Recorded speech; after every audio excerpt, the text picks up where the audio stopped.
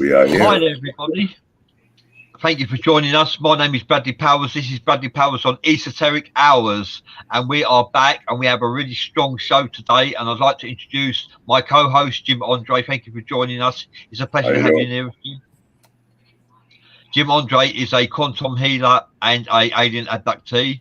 We also have J.W. Robinson. Jeremy Robinson is joining us, and he will be discussing Freemasonry and the incarnation of Jesus from Thoth, Enkai, Enoch, Hermes, Mercury, Merlin, hence Jesus. So thank you for joining us, Jeremy. Thank you, Bradley. It's good to be back. And my special guest is no doubt the legend himself, Cassidy Lightwing, the Lion.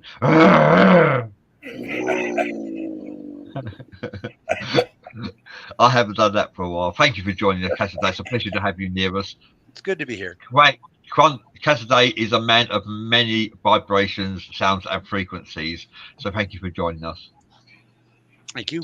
And we will start the show by going over to JW himself. I'll be doing some shout outs along the way. Thank you for joining us. Sean G, Draconis Black Flame, Steve Parr, John Mormon, Steve Skeens, and Chris from The Cheek of It, who is a YouTube channel comedian and impressionist. And he thought he would come and support us. So thank you for joining us. Good evening from Draconis Black Flame. And Sean G says hi. Thank you, everybody, for joining us. Do we call you Cheek or Mr. It? Just curious. Who? Cheek or Mr. It? Sean G. The Cheek of It 69? Oh, the Cheek of It 69, yeah. The Cheek of It 69. It's Chris from the Cheek of It 69 who has a YouTube channel. He's a comedian and impressionist, and he thought he'd come and show us some support. And thank you for joining us, Chris from the Cheek of It 69. Bad timing. Okay. Jeremy is in the house. Jeremy's father was a 33rd degree Freemason, and Jeremy has had attempts on his life because he has shared some Freemasonry secrets. Is that true, Jeremy? Am I right? I believe it. Bradley, you still there? Yeah, yeah. Mr. Jeremy, can you hear us? Mr. Robinson? Okay. Yeah.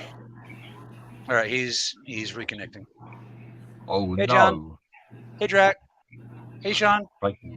And Mr. Cheek. That's what I'm going to go with, Mr. Cheek.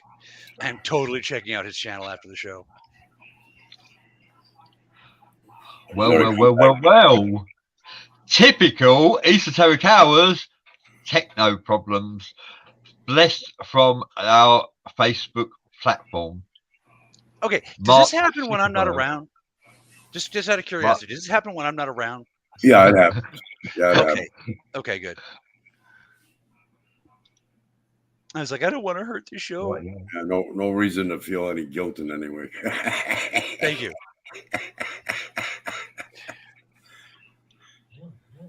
It happens frequently. Yeah. I don't know if it's to do with Jim or not. We got Scott McLennan. Good morning from Sydney, Australia. Thank you for joining us, Scott. All right, so what are we going to talk about while we're waiting for him? I'm currently sharing the group. Well, as we have lost our guest, Cassidy, would you like to update us? How are things with you, Cassidy? Things have been rough. I'm not going to lie. Losing a child is never easy, especially when that child was, deliberately murdered. And for those of you who are wondering, yes, revengeance is happening.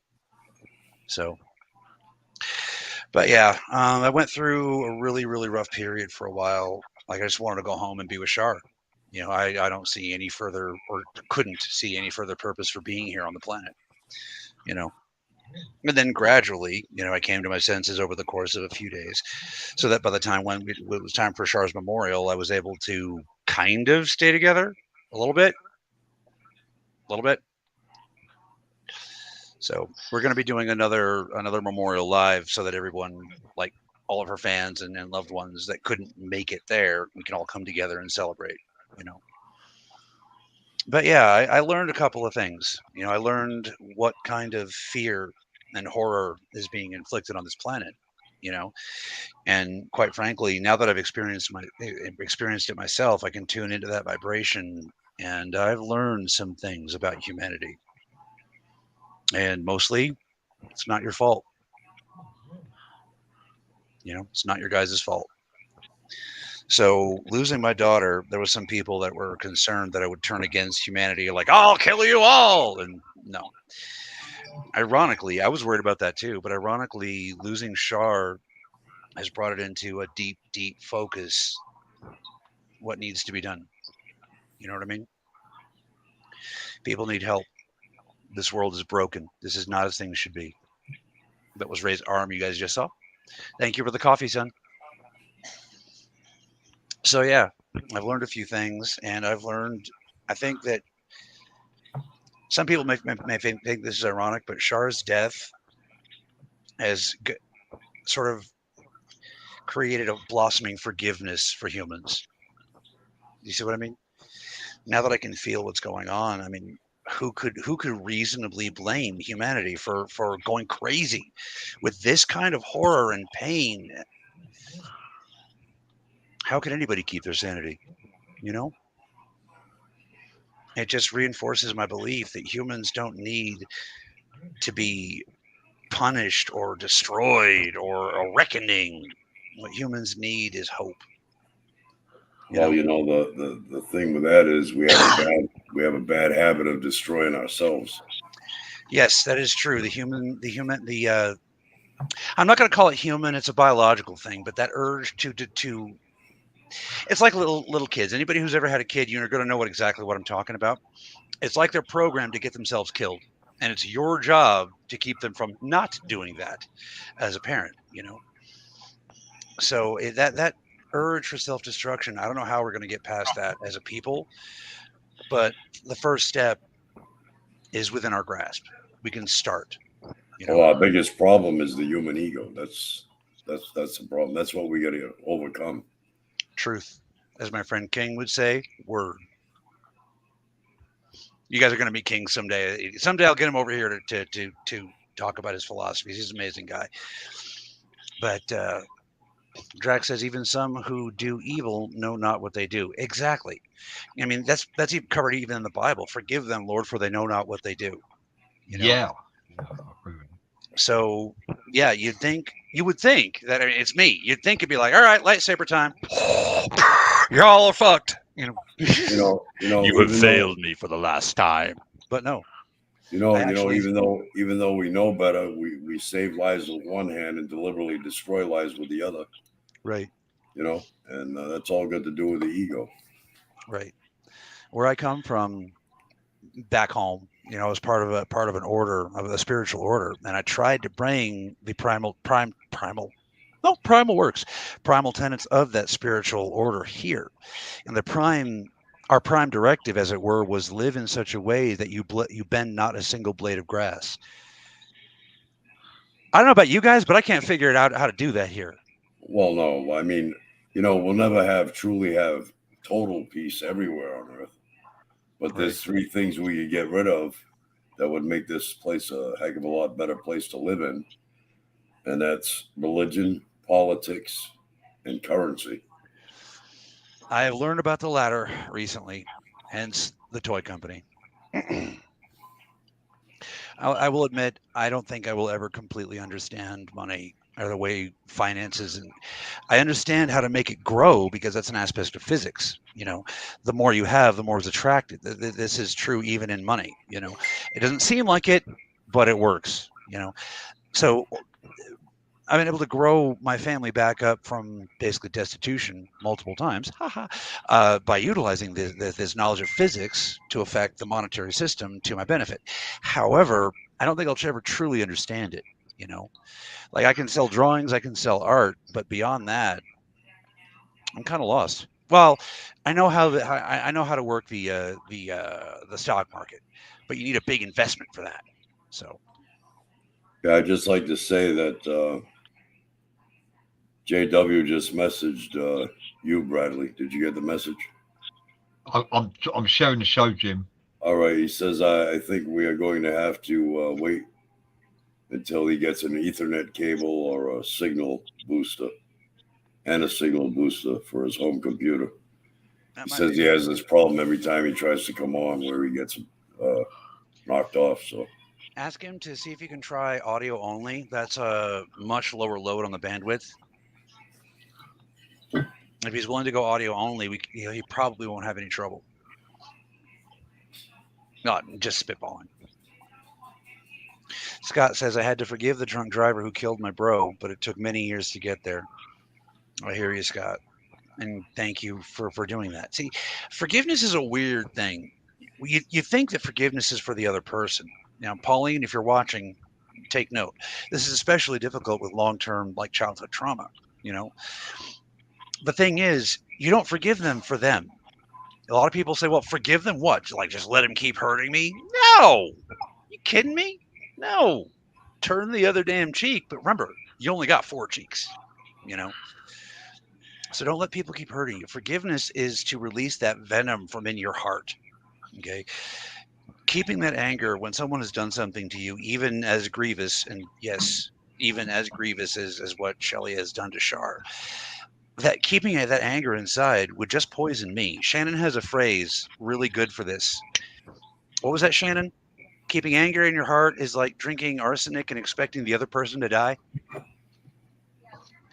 Yeah. Yeah. I like that. That's very good philosophy. Right?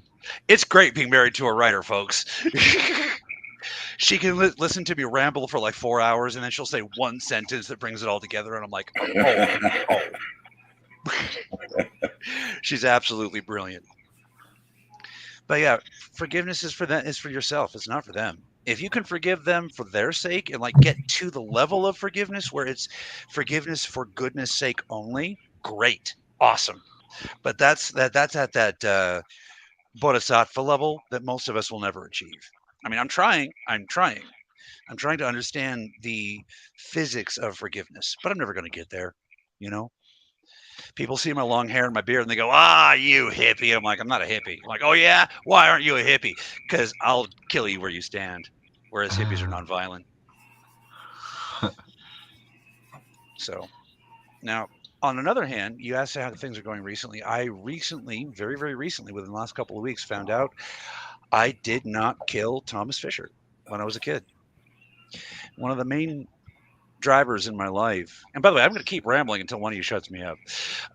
One of the main factors in my life is that's easy. That's easy. All I got to do is mute your mic. Yeah, there is that. But when I was 9, I got into a fight with one of the school bullies, and I thought I'd killed him. I'm sorry to interrupting. Christopher Gibbons says hello. Please, can you share, subscribe, and like this show if you have the time? Thank you, Christopher Gibbons, for sharing our show last time. Oh, we lost Saturday now. Oh, now what happened to Cassidy?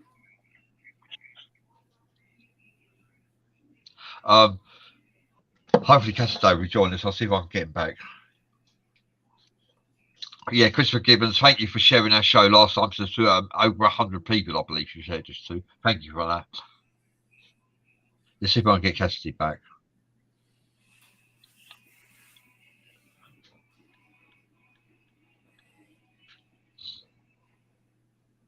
Probably because you shouted out over him as he was talking. Yeah.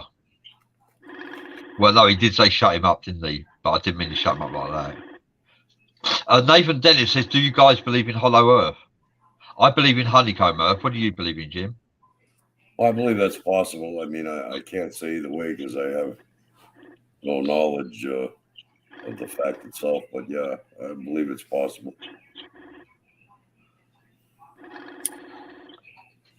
Nathan Dennis says, I have heard about UFOs possibly being from hollow earth. Yeah, I agree with that. Well, hollow earth, honeycomb earth, UFOs coming from below the earth, that's very feasible. What do you think about that, Jim? Yeah, I believe they come from within the earth, from underneath the oceans and from above.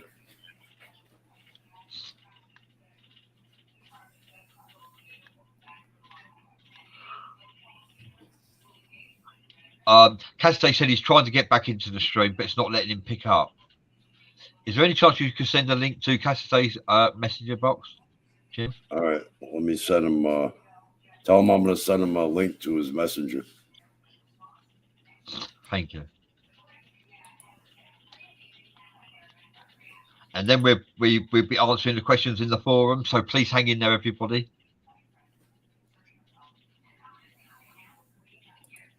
I'll put Jim will send you a link to your messenger. Yeah, Cassie's called Jim. And Steve Part says Steve Part's a close friend of mine. He's going to Blackpool and he's going to bring me back a stick of rock. Woohoo! I thought you was going to bring me back a rock. Oh, a stick of rock. Oh, I got you.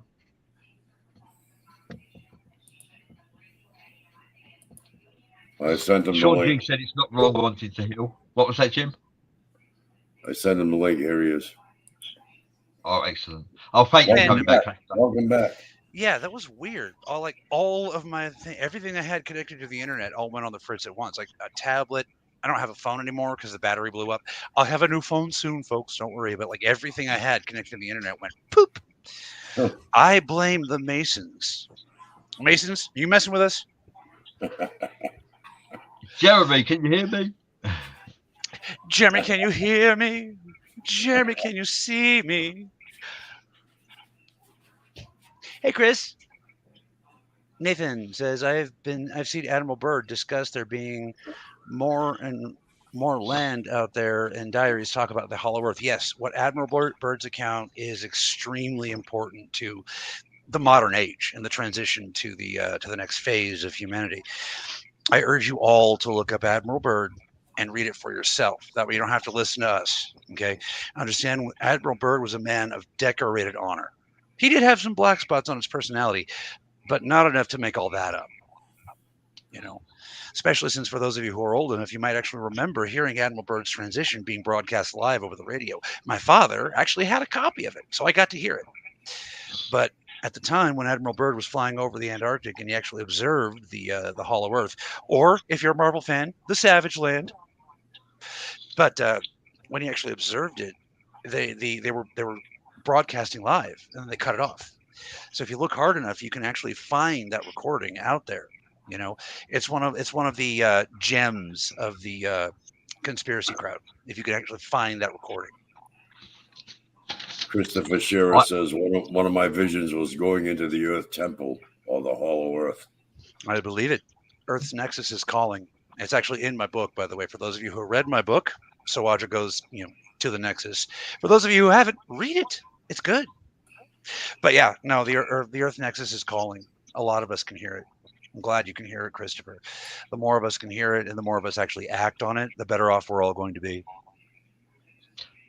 Neil Foyster is one of my team. He says, good evening, gentlemen. Thank you for joining us, Neil Foyster. It's an honour to have you near us, as well as Scott McLennan and Stephanie Wyer-Belsky. Jim, I have a message for you, but I'm unable to send it to you personally, she says. Okay, Jim? From Stephanie. Are we talking like a psychic message or like a letter?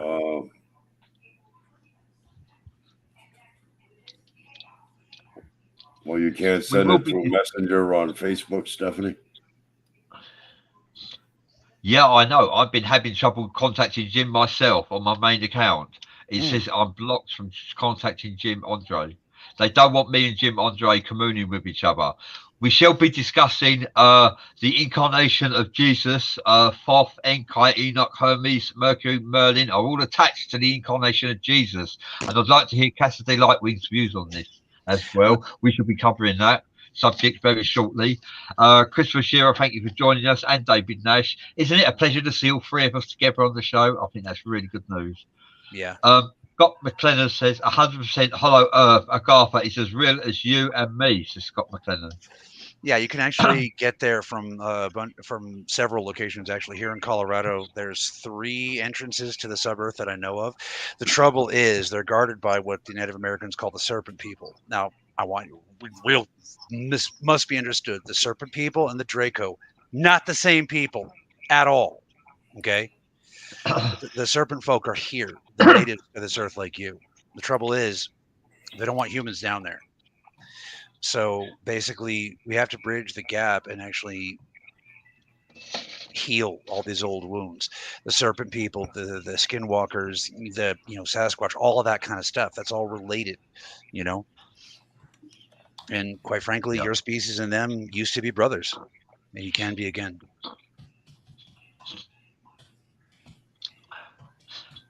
Yes, Christopher Gibbons says reptilians live underground. I agree with that. Several I would species. even go further and say this could be a reptilian planet. What do you think about that, guys?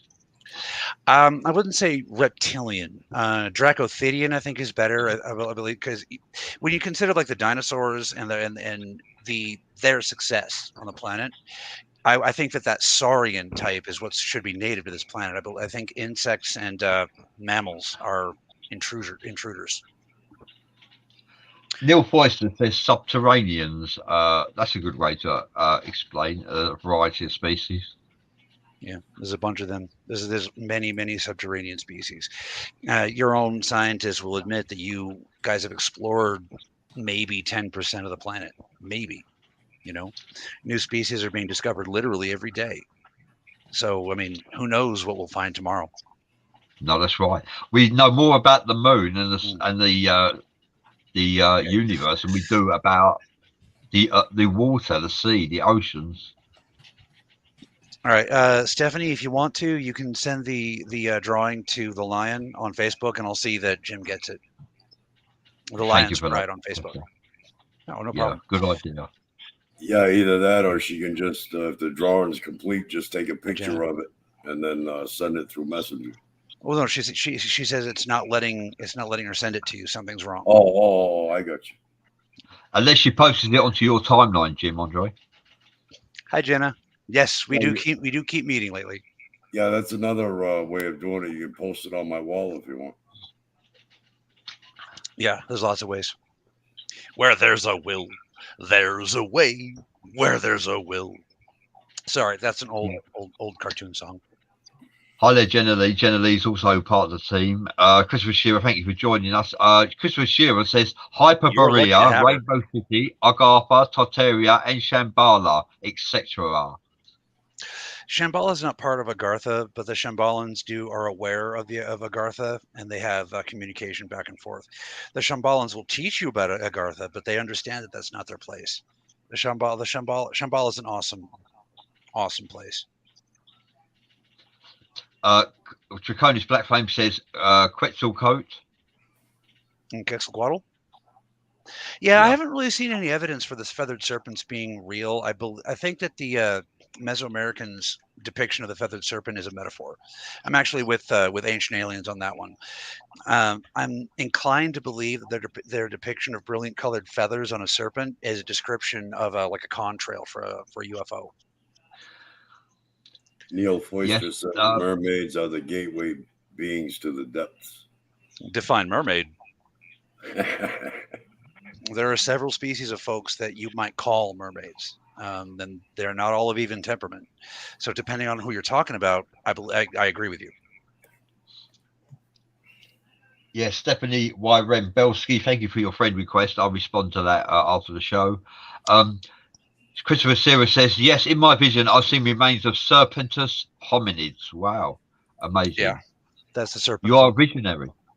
Sorry, Cass. Dude, Chris is awesome. Especially like the more he gets control of his own mind, the more awesome he's getting. Have you been on his podcast yet, Cassidy Lightry?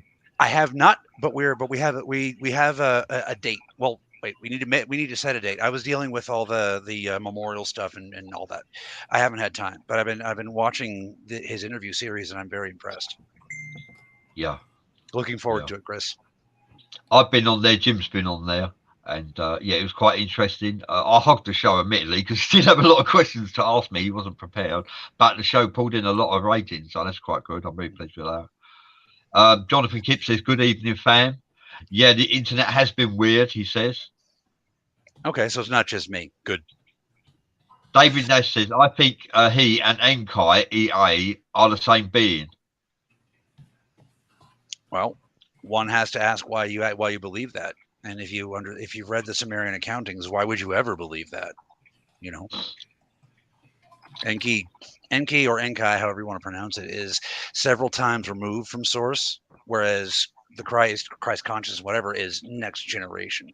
Also, if you read up on the things Enki did, he was he turned somewhat benevolent towards the end of the era, right before he died, but not a good guy, not a Christ consciousness fellow. You know, Enkai is not a Christ consciousness fellow, Cassidy. No, is that what you're saying? No. How could a being that completely enslaved your people's race to the point of altering your DNA to cut you off from spirit? How could that be a member? How could that be a member of the Christ consciousness?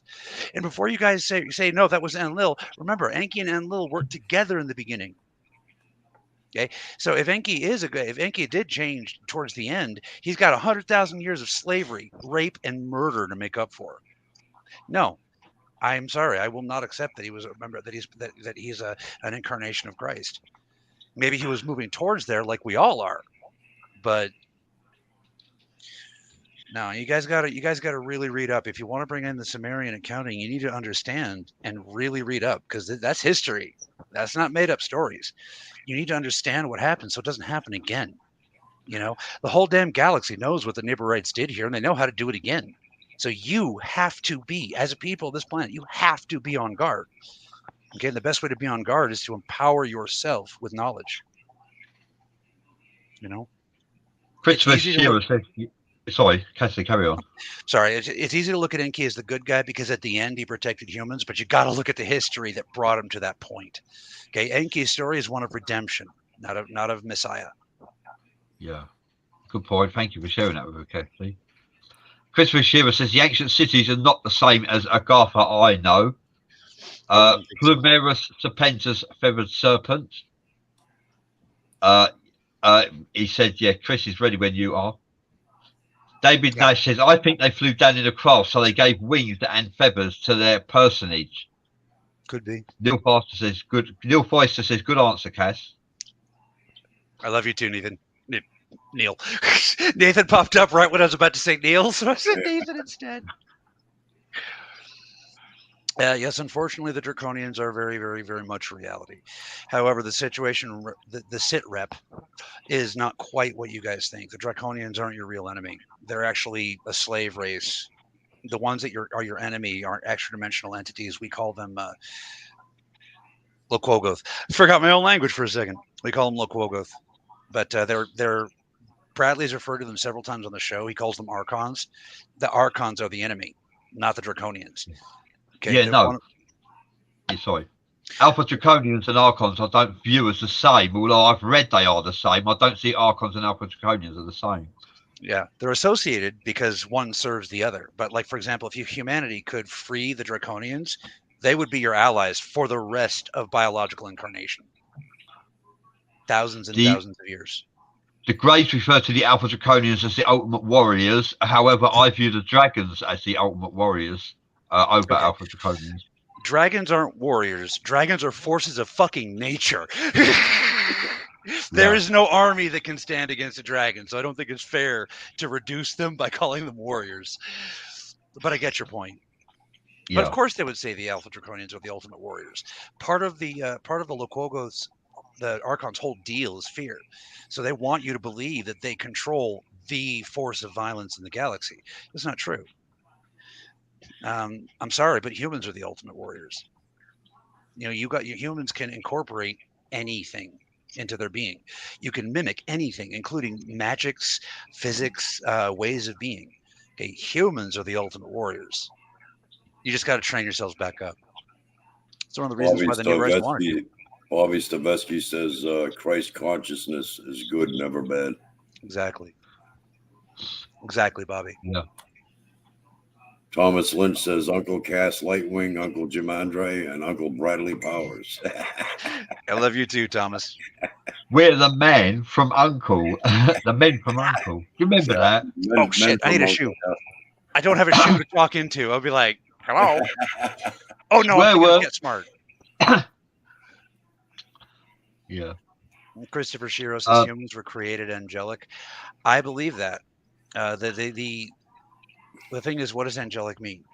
Angelic, when you think of an angel, you think of certain concepts. But what the word actually means is a messenger from God.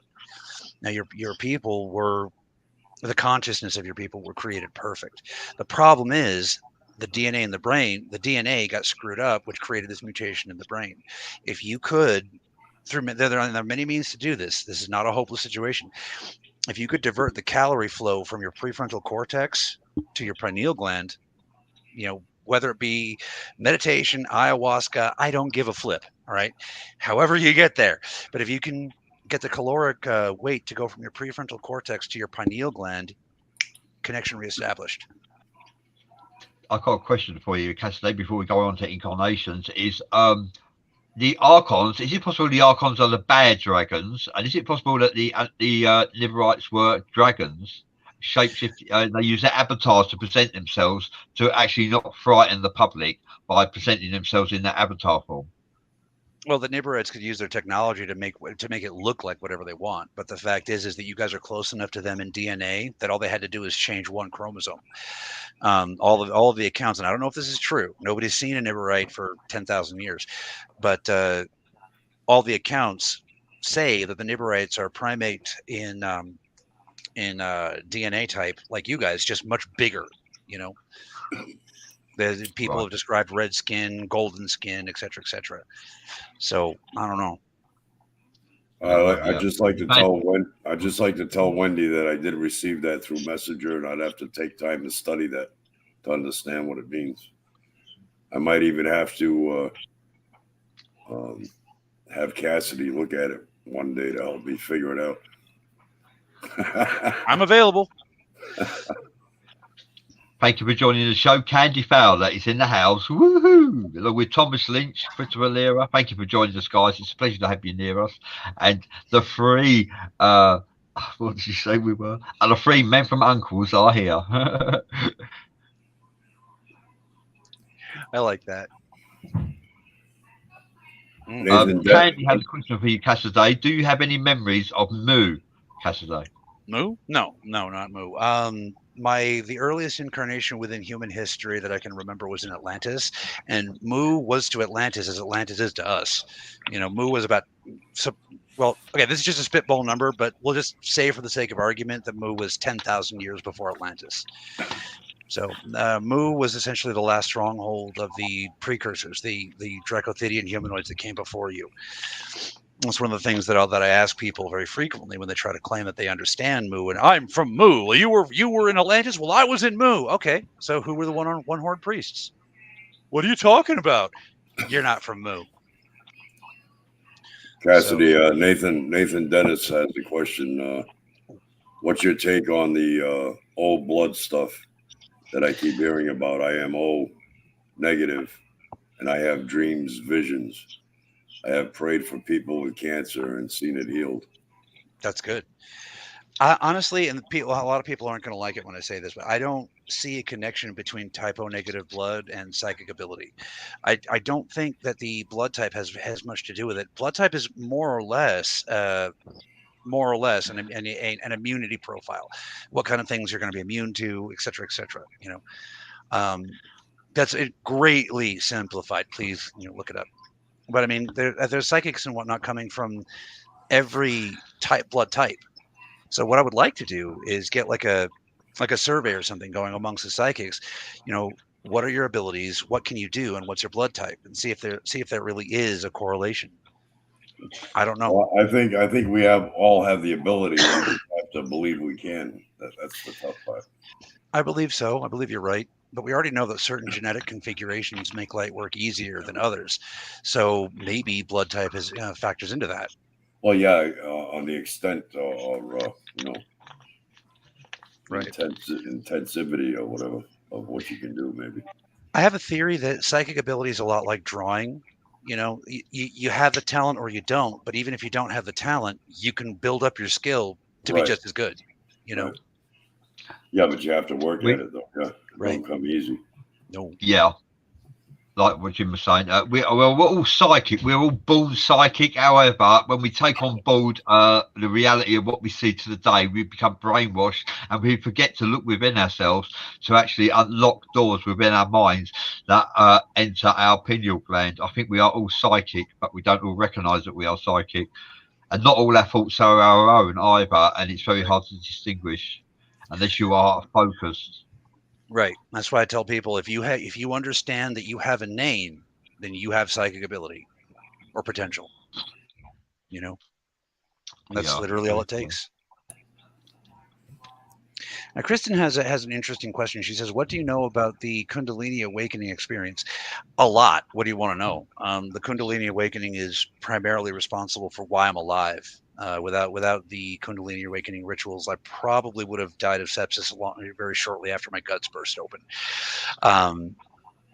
The Kundalini awakening, a lot of people will hear about Kundalini and think sex. Why? Because we all like sex. But the Kundalini is about the flow of life. So of course there are aspects are going to go towards sex, but it's about life flow. Okay. Once you can awaken to your own Kundalini, you can start to manipulate it. At that point, you know, what can't you do with yourself? Many great athletes can, if they would actually be honest, owe their abilities to the Kundalini awakening. Because it's a matter of getting your life energy to flow where you need it to flow, instead of just sparking all over the place like normal. You know, yeah. So when you think of Kundalini, don't automatically go to sex. Some people are going to try to take it there. Don't. Shall I read that comment from David Nash? It's very long if you're prepared to listen to it. David Nash says, I believe that Quetzalcoatl and Enkai could be the same being because of the Sumerian writings, particularly as spoken of in Sicario Sitchin's accounts in his book, The Lost Realms. If you read that, then you know where I'm going with this. It was a time period when the Anunnaki had picked over all the plates of gold in the world. So they ended up in South America where there was tons of plates of gold. So when they seen these beings coming down from the sky, they thought they were gods, named the leader Quetzalcoatl.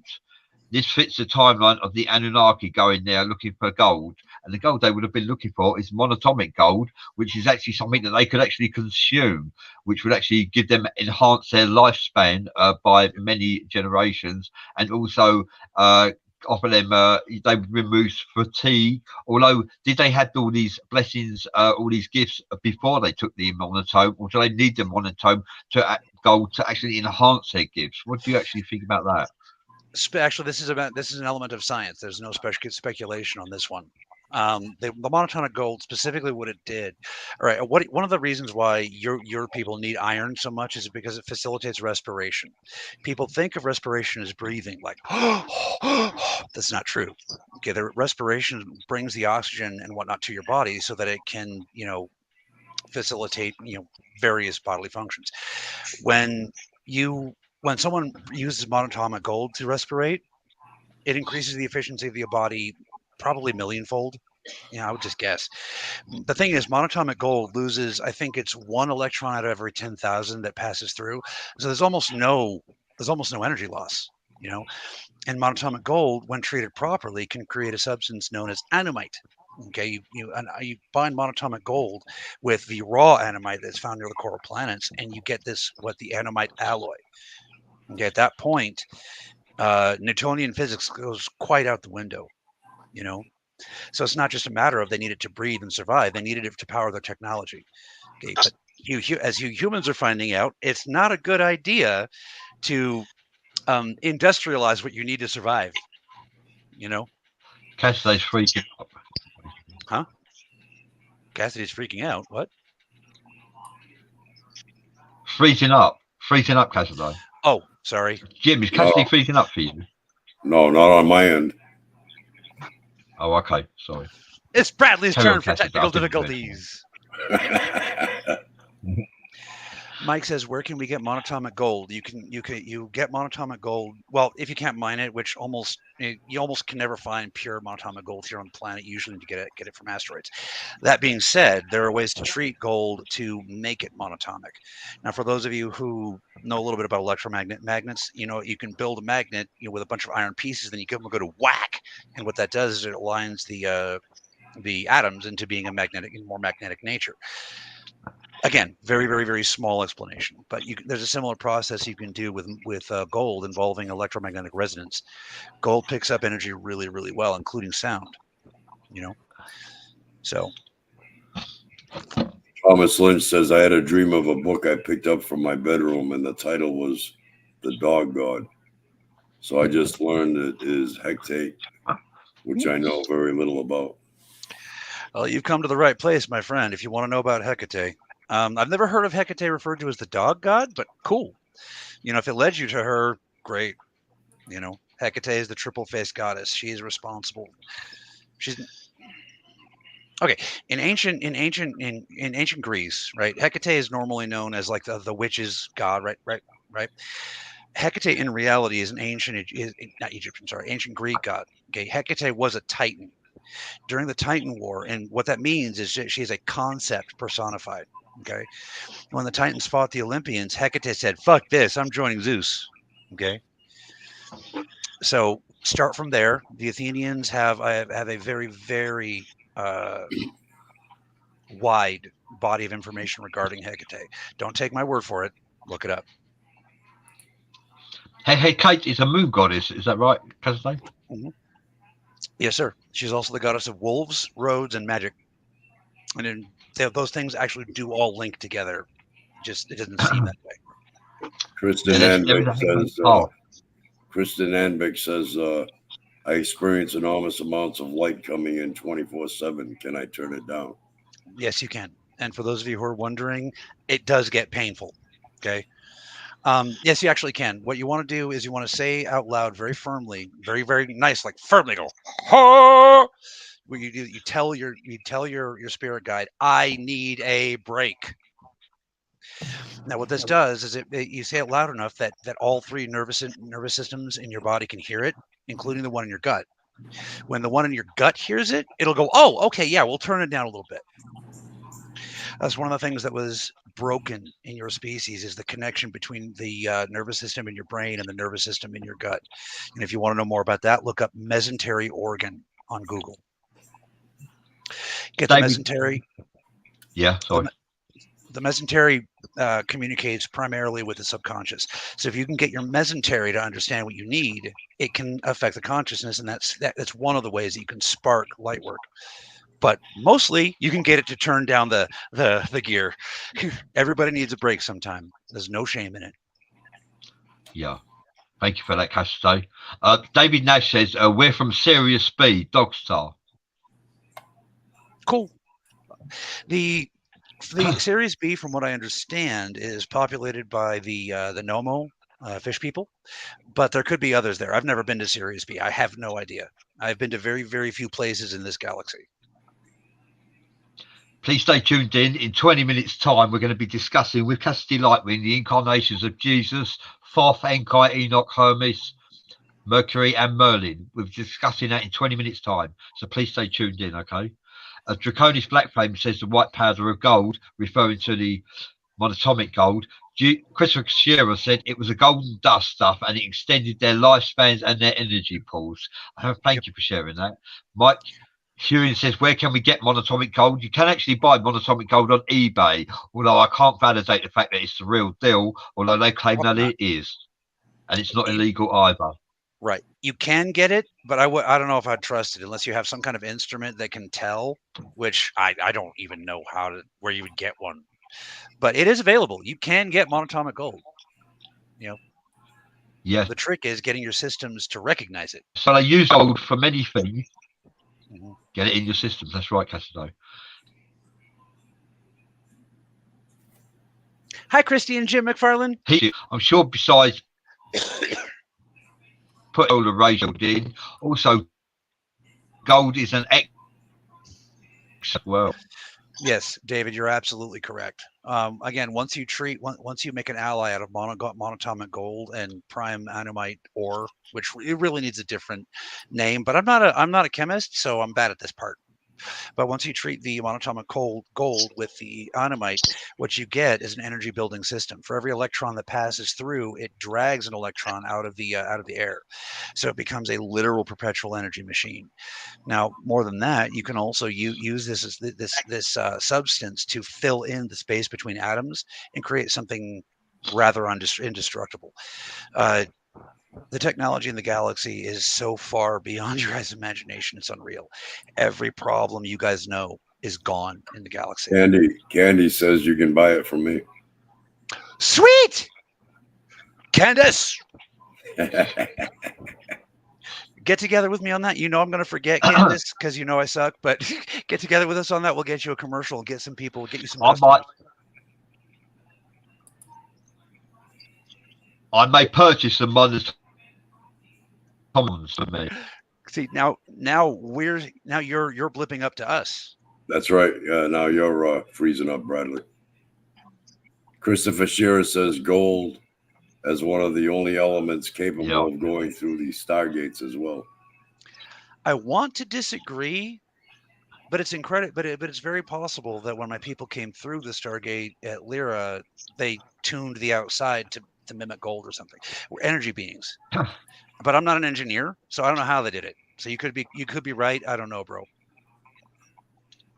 Cass State, my brother Neil Williams says, "Hi Cass, where do you get your info from? Because you are very interesting when you talk, Cass."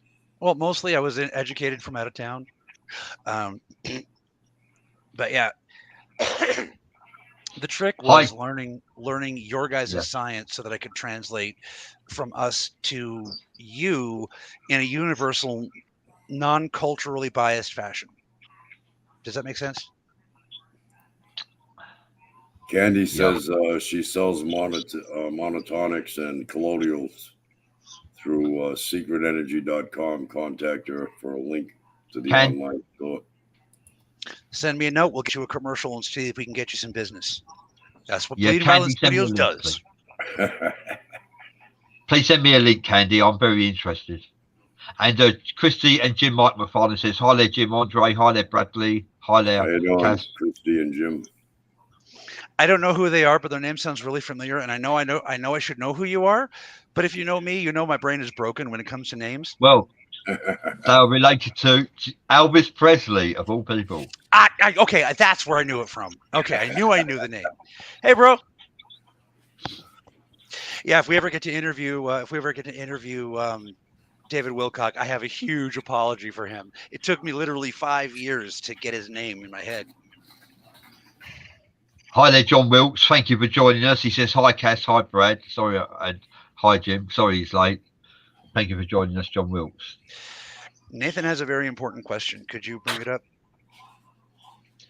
Draconis Black Flame says, "As the legend around it goes, weighing monatomic gold is tricky because it constantly fluctuates in weight." I could see that given the electron fluctuation. Electrons do have weight. That's a form of alchemy. Alchemy is what they actually practice. I think alchemy is more of a study. Says, "Why do magnets work so well on Earth?" Because electromagnetism is everything.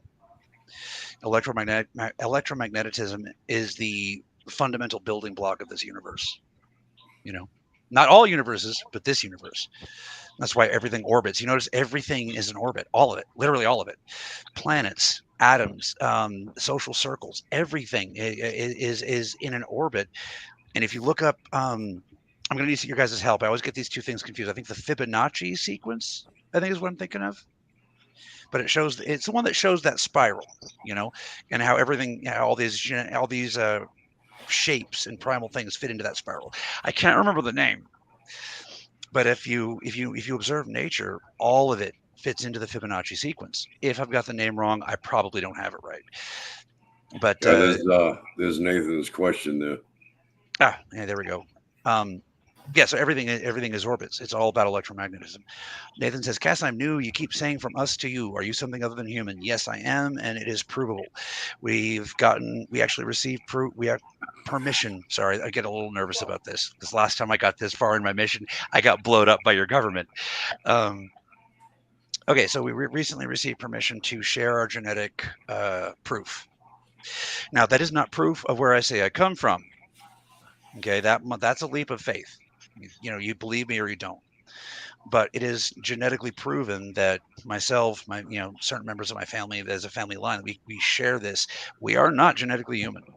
We share most of your DNA, but there's an entire chromosome that we have that's different. We're actually farther away from you genetically than chimpanzees.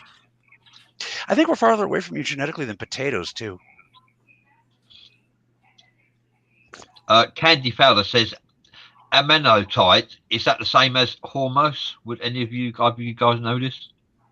Anumite, Anumite. I had to give it a name for my book, but otherwise I wouldn't bother. I'm not a chemist. That is not my science. I have no place naming this stuff. But I had to give it a name for my book. You know what I mean? And since I had to do that, I decided to just go ahead and use the old Egyptian word, Anumite. Anu, as in the beginning, and then mite, as in the modern term for an alloy. I think I got it right. But yeah, basically, it breaks physics. Again, for every electron that goes through it, it pulls an electron in, and that's Newton would have thrown up and had a heart attack if he saw this stuff. Yes, Candy Fowler sells all of the noble elements. Christy and Jim Mike McFarlane. Candy, what colloidals do you sell? Candy sells all the noble elements. Sorry. Steve says now it's Bradley who's the legend. Bro, Bradley's always been a legend, man. Bradley was a legend the day. Bradley was already a legend when he looked at me and said, "Hey, you, could you clean up your language and do a show with me?" And I was like, I'll try. Yeah. And so, he is trying really well. I'm very pleased. Yeah. Well, thank you. We are, and please might I add, we are all legends in our own right. We just need to recognize ourselves that we are legends. We are all here to make an imprint in the cosmic, in the cosmos. We are all here to make an imprint, and legends make imprints in the cosmos. We are not sheep. We are legends. If you can awaken to that fact. And Einstein proves this mathematically, by the way. You got to look up the entire theory of relativity, not just the little part they like to tell you in school. But yeah.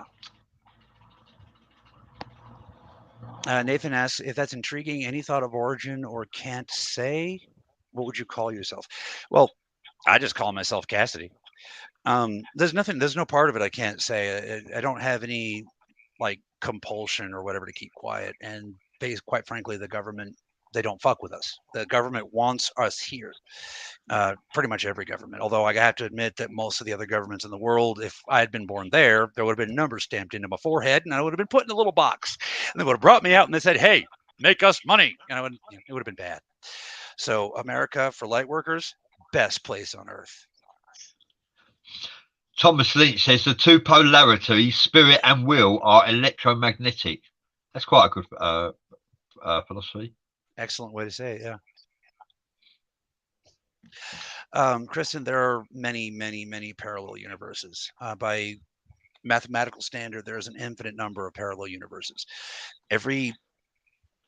Literally every millisecond of your life is gone different somewhere else in the multiverse. Right next to us is a slice of reality where everything is exactly the same, right? But you had Wheaties for breakfast instead of blueberry muffins. You see, it really plays hell with your head when something bad happens, and if you know there's a multiverse and you know how to traverse it, there's a part of you that always wants to grab those elements from another universe, but you can't.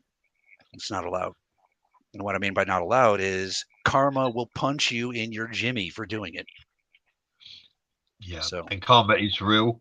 Karma springs from the prime creator source, and it reflects the energy that you reflect. If you reflect positive energy, you shall get positive energy returned to you threefold. If you emit negative energy you should get, and negative energy returns to you threefold. That's the way the Prime Creator Source works. The Prime Creator Source is not religious. The Prime Creator Source is an energy, neither male nor female, yet both masculine and feminine.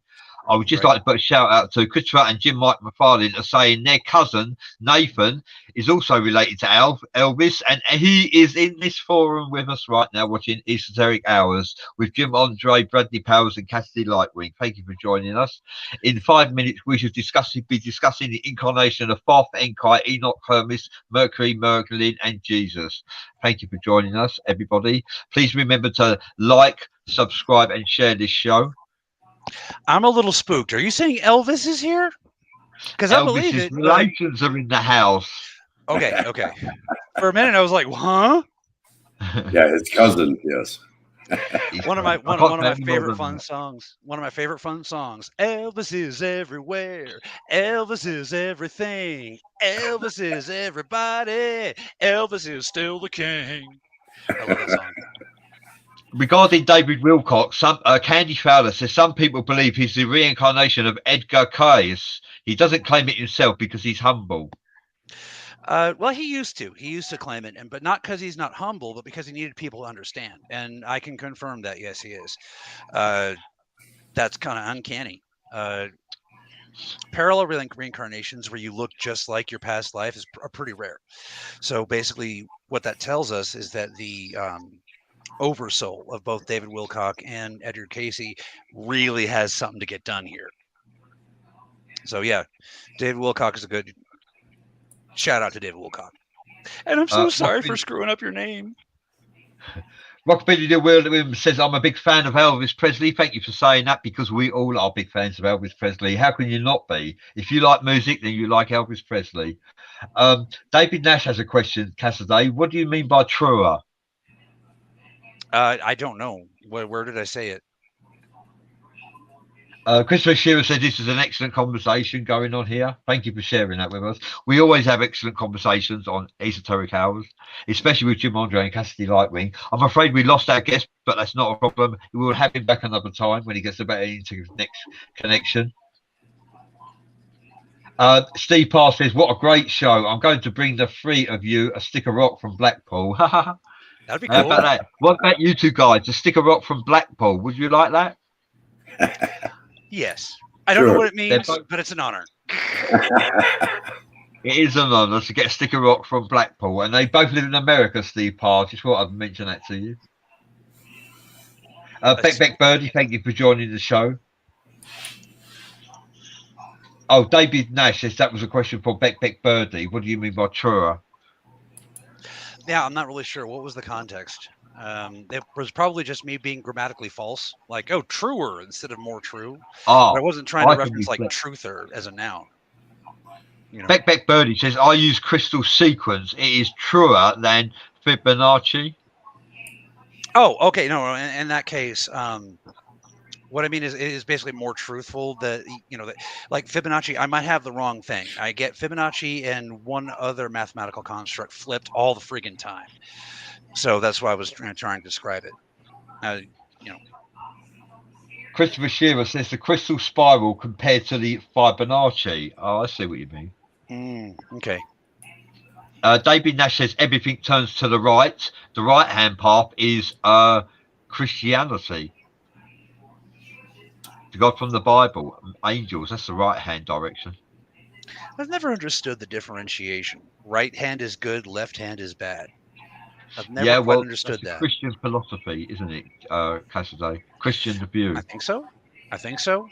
That might come back from Greece, like a lot of things in Christianity. But that might be like an evolution of, like, the reason we shake hands is to show that we're not armed.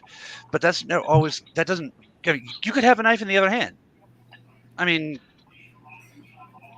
Bobby Stoytetsky says reincarnation is different to rebirth. Yes. I'm still in the same incarnation from back home. You know, by my people's standards, we count death as when the incarnation sleeps, not when the body sleeps. You know, one incarnation can stretch over several physical lifetimes. Golden ratio. Thank you. Beck says 5 pi, golden ratio, Fibonacci, all of math, crystal sequence is correct math. Thank you. Golden ratio is the other one. Fibonacci and golden, I think. And I'm gonna have to check my own notes again. I hate it when they do that. It's so embarrassing. Beck Birdie says karma is purely an action of feelings. Karma is actually an energy that comes from the prime creator source that reacts to our feelings, our emotions, our thoughts, feelings, and emotions. Yeah, I could see that. Now, BC, I'm assuming you mean that's British Columbia. Now, I don't know so much about Canadian law, but it's all in how you talk to these people. Like, for example, if I try to tell my therapist that I'm an alien, I'm going away. They're going to put me in a little box and look through me. Well, they're coming to take me away. Ha ha. It's all in how you talk to them. When you express to these people that these beliefs are purely spiritual and they guide your life rather than informing your life, you don't end up in a rubber room or force medicated, as it were. It's all in how you talk to these people. And I am enraged by the treatment of psychics on this planet. I like. But I don't know what to do about it. Sorry, Catherine. No, I was just saying I don't know what to do about it. Christopher Shearer said, "Right hand is for giving, and the left hand is for receiving." I hadn't thought of that. I get mixed up. I'm not ambidextrous. I've learned that's more rare than I thought. Kristen, as far as the can anyone help you? Yeah, we can help you. We've actually helped several people out of mental institutions, when they contact us, including she gave us permission to say her name, our very own Juana Holland. We love you, Juana. So yeah, we can try to help you. Contact us on Facebook. Yeah, all of us are open to receiving help, information, or messages for help. So please feel free to message any of us, and we will all connect you with each other if we have to. Right. Beck Birdie says yes. Bradley Karma is action in play. And Rockabilly Neil Williams would like to mention that it's the death of Elvis Presley on Tuesday. Just so you know. What, the anniversary? Tuesday is the anniversary of Elvis Presley's death. Thank you for sharing that with us, Neil Williams. Oh my God, I don't know. Bobby Sorkesti says, "Was Elvis a paedophile?" I would say no to that, to be honest with you. This is going to be a very unpopular statement, but pedophilia is one of those things that it depends entirely upon the point of view. There was a point in time when you were only a pedophile if you were touching or being attracted to babies. As we understand the process of maturation, the idea of what constitutes a child gets pushed further and further back. And so we have to be careful. And otherwise we could end up in a society where you're not an adult till you're 40. Believe it or not, go ahead and check the histories. More societies than you think, you were still what we called a child or a minor until you were 40. So what is and isn't, what was that? Go ahead. Okay. Oh, so what is or isn't too young, I mean, that's according to culture. I would say that scientifically speaking, if you're attracted to prepubescent beings, it's time to hit you with a brick. You know what I mean? No. In all seriousness, if you're attracted to prepubescent beings, I think that's where the problem lies. You can get help. Yeah, we won't go into that subject, to be honest. Yes, please not. Please not. No. We are esoteric intellect shared with diplomacy. That's what this show is all about. But the answer is no to your question, Bobby Sorkowski. I have seen no evidence to clarify that at all, and I wouldn't have thought I'd find any anyway. And Merkinville Paranormal says, "Hey guys, thank you for watching the show." Taryn Carper, thank you for joining us. Eldon, my phone blew up. I'm not ignoring you. Yeah, okay, yeah, many people agree with Bobby Sorkowski's claim as well. And now we're going to change the subject, okay, because it's time to put Cassidy in the box. No, Cassidy, this is not your life. This is Jesus' life, the incarnation of Jesus. Thoth, Enkai, Enoch, Hermes, Mercury, Merlin. If you notice, like most of them have got E in their name, or ER. Jesus. Are they incarnations of Jesus, Cassidy? No. And we can prove it. Not. Nope. Let's Well, start the with Freemasons Horus. seem to think otherwise. So, what are your claims? Yeah, well, the Freemasons also, and no offense to our guests, the Freemasons also have a child's understanding of the situation. Okay, so first we're going to start with Horus because that's my favorite one, and people always do Horus. Okay, so we'll go down the list. First off, Horus was not born on December 25th. He was born sometime in the spring. Okay, even if you track the real actual birth of Jesus, also not the same season. He was not born of a virgin. His mother was Isis, for Christ's sake. No pun intended. His mother was a goddess of sex and birth. What virgin? Okay. Horus had what would be considered by today very, very twisted appetites regarding sexuality and how he treated people.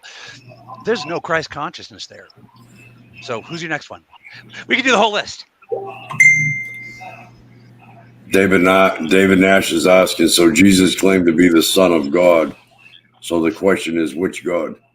The ineffable source. People often forget that Yahweh means I am because I am. It just means I am. There is no name for the source. So yeah. Now, if you believe there's something above source, great. Let's talk about it. But In the occult, Cassidy, we refer to I am the I that I am. That's how the occult refers to us. that's a pretty good. That's a pretty good reference. I mean, the eyes are extremely important to the spiritual journey. So, I being this as well as this makes sense to me. Yeah. Okay. So yeah, I've got Horus in that list actually. Another one is Dionysius. Nope.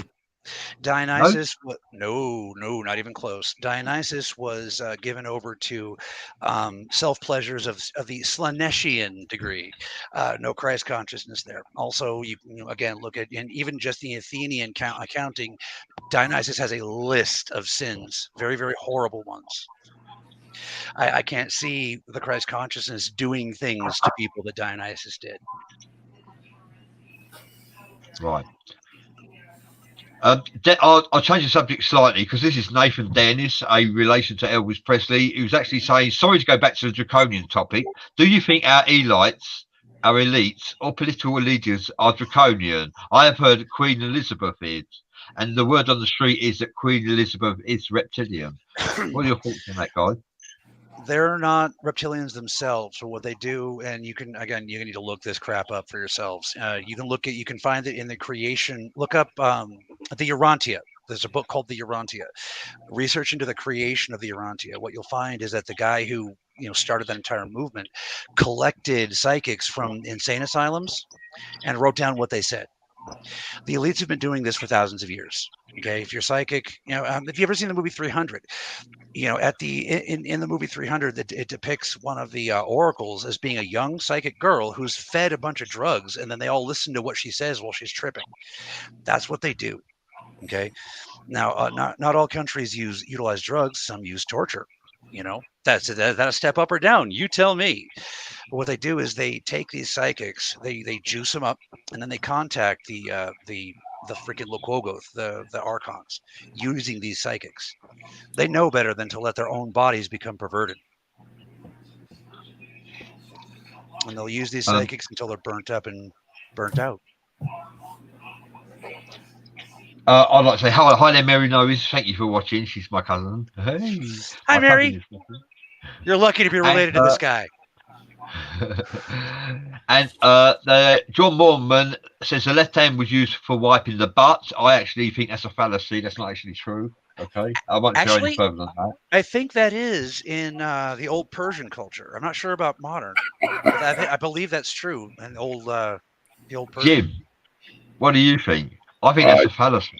That's something I never thought about. Beck Birdie says the Spanish say Zeus instead of Jesus. Yeah, I like that. I like that pun. That's a good pun.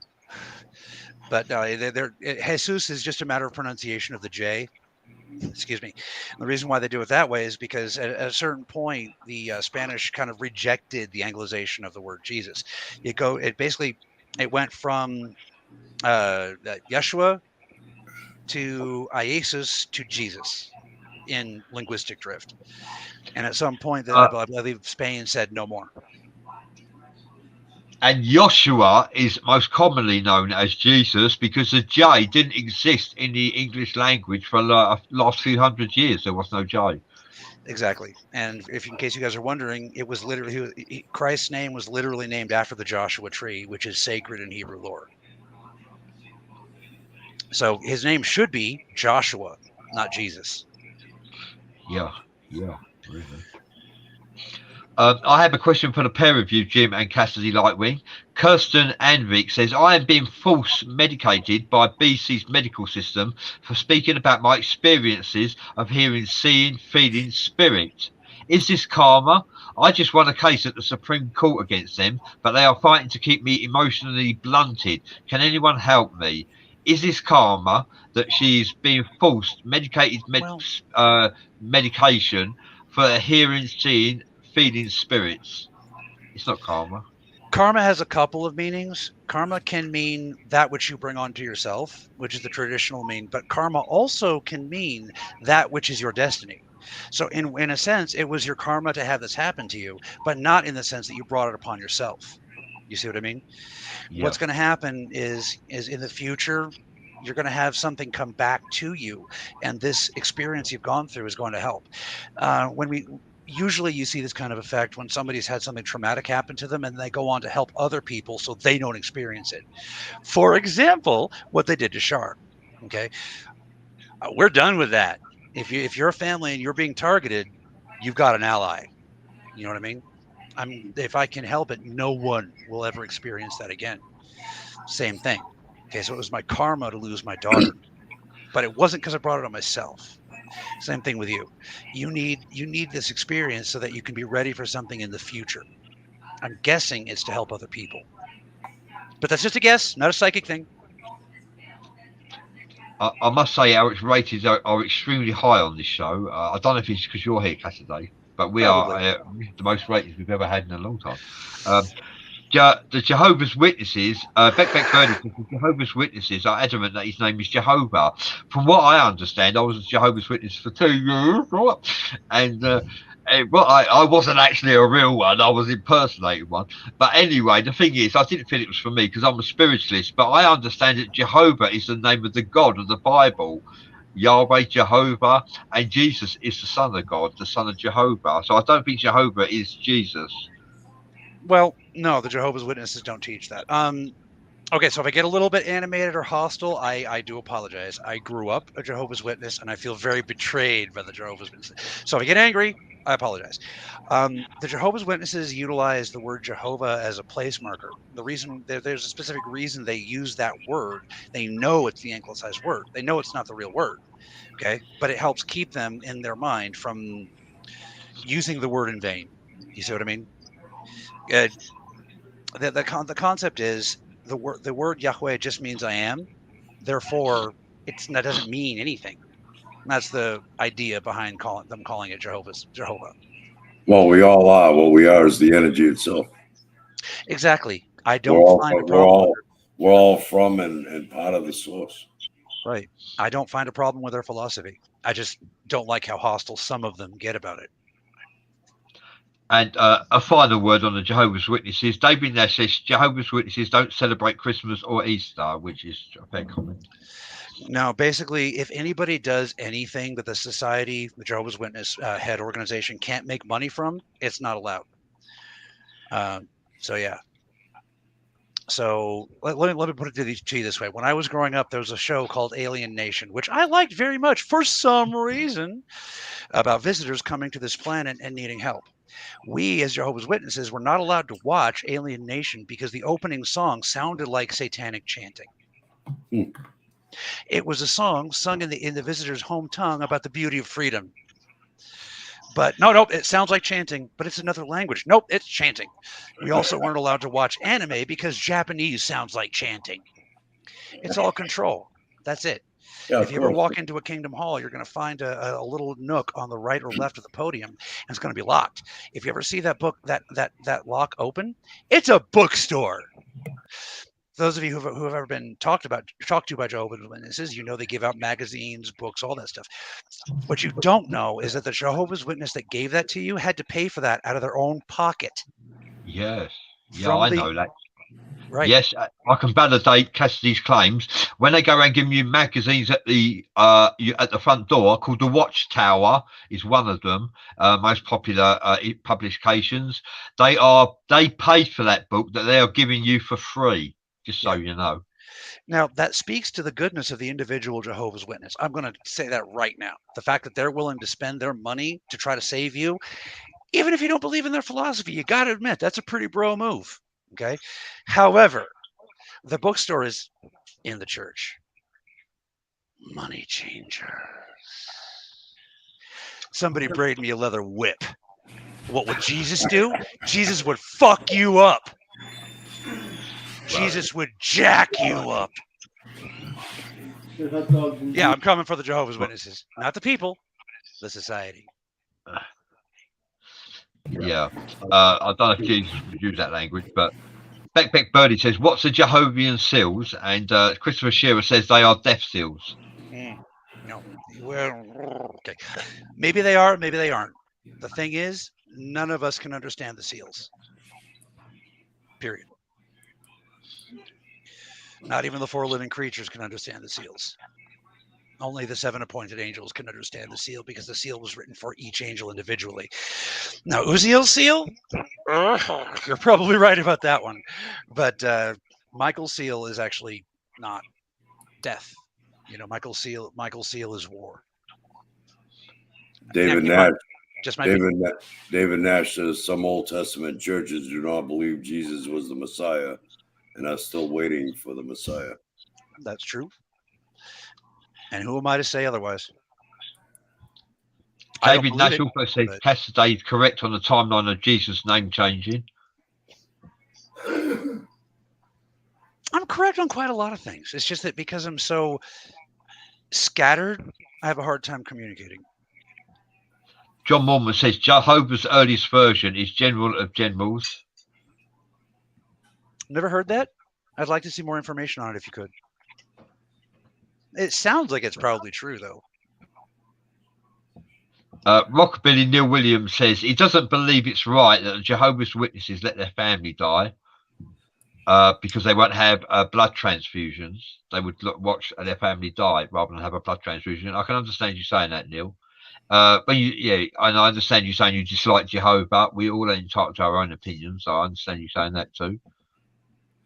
Beck Birdie says, I don't need a religion to believe. There you go. Good, very good answer. Rock. You don't need. And thank you for joining us, Raymond versus V Lightwing. Thank you. It's a pleasure to have you near us. Hey, Ray. Yes, Candy. Someone braided me a leather whip. That was great. What Cassidy has said, apart from the swearing. Yeah, I can understand what you're saying. Though. You should look up that they have these Bibles which basically has the exact wording from the original Greek or Aramaic. Jesus had a foul mouth, dude. Yeah. Yeah, this is Esoteric Hours. Okay, I apologize for cussing on Esoteric Hours. My bad. This is not Coffee with the Lion. No, you're right. You're right. I should be better about that. I'm sorry. Sorry about that, Jim. I apologize, Jim.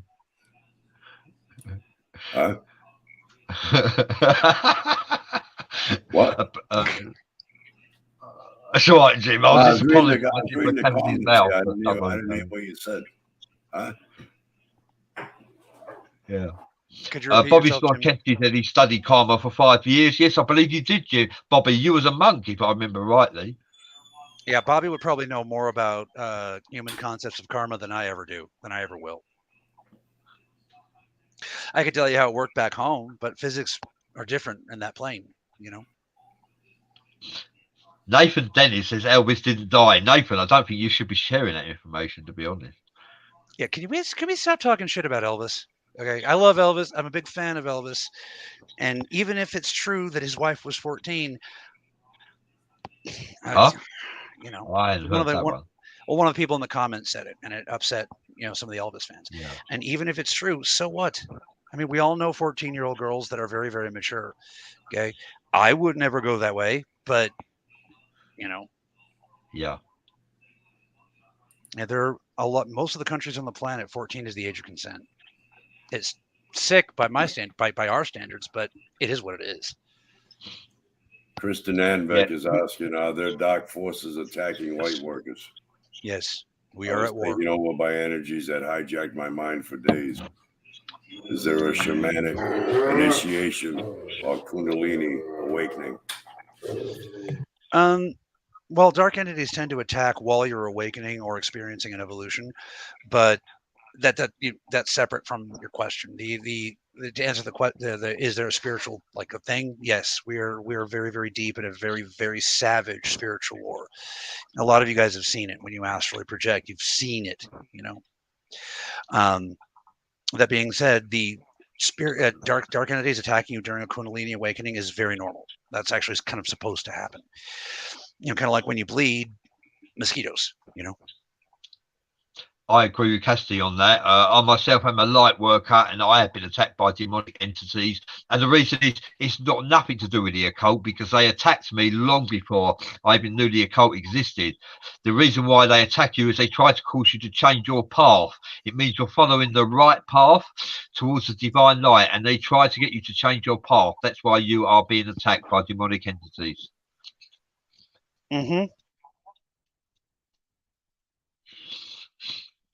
Yeah. Sorry, I have a cracked tooth and it was starting to hurt. Yeah, I got a tooth that's waiting to be pulled out by me. I'm a dentist as well, by the way. Maybe you can help me. It's all the way in the back. I don't know. What do you I got use? a pair of pliers handy, if that's interesting. What do you use, Bradley? Vice grips? Yeah, and these. Now Bradley's got a power drill, and he asks you if it's safe before he works. David Nash says YWH, Yahweh, is a mathematical sequence, a tetragrammaton, a sacred geometrical symbol.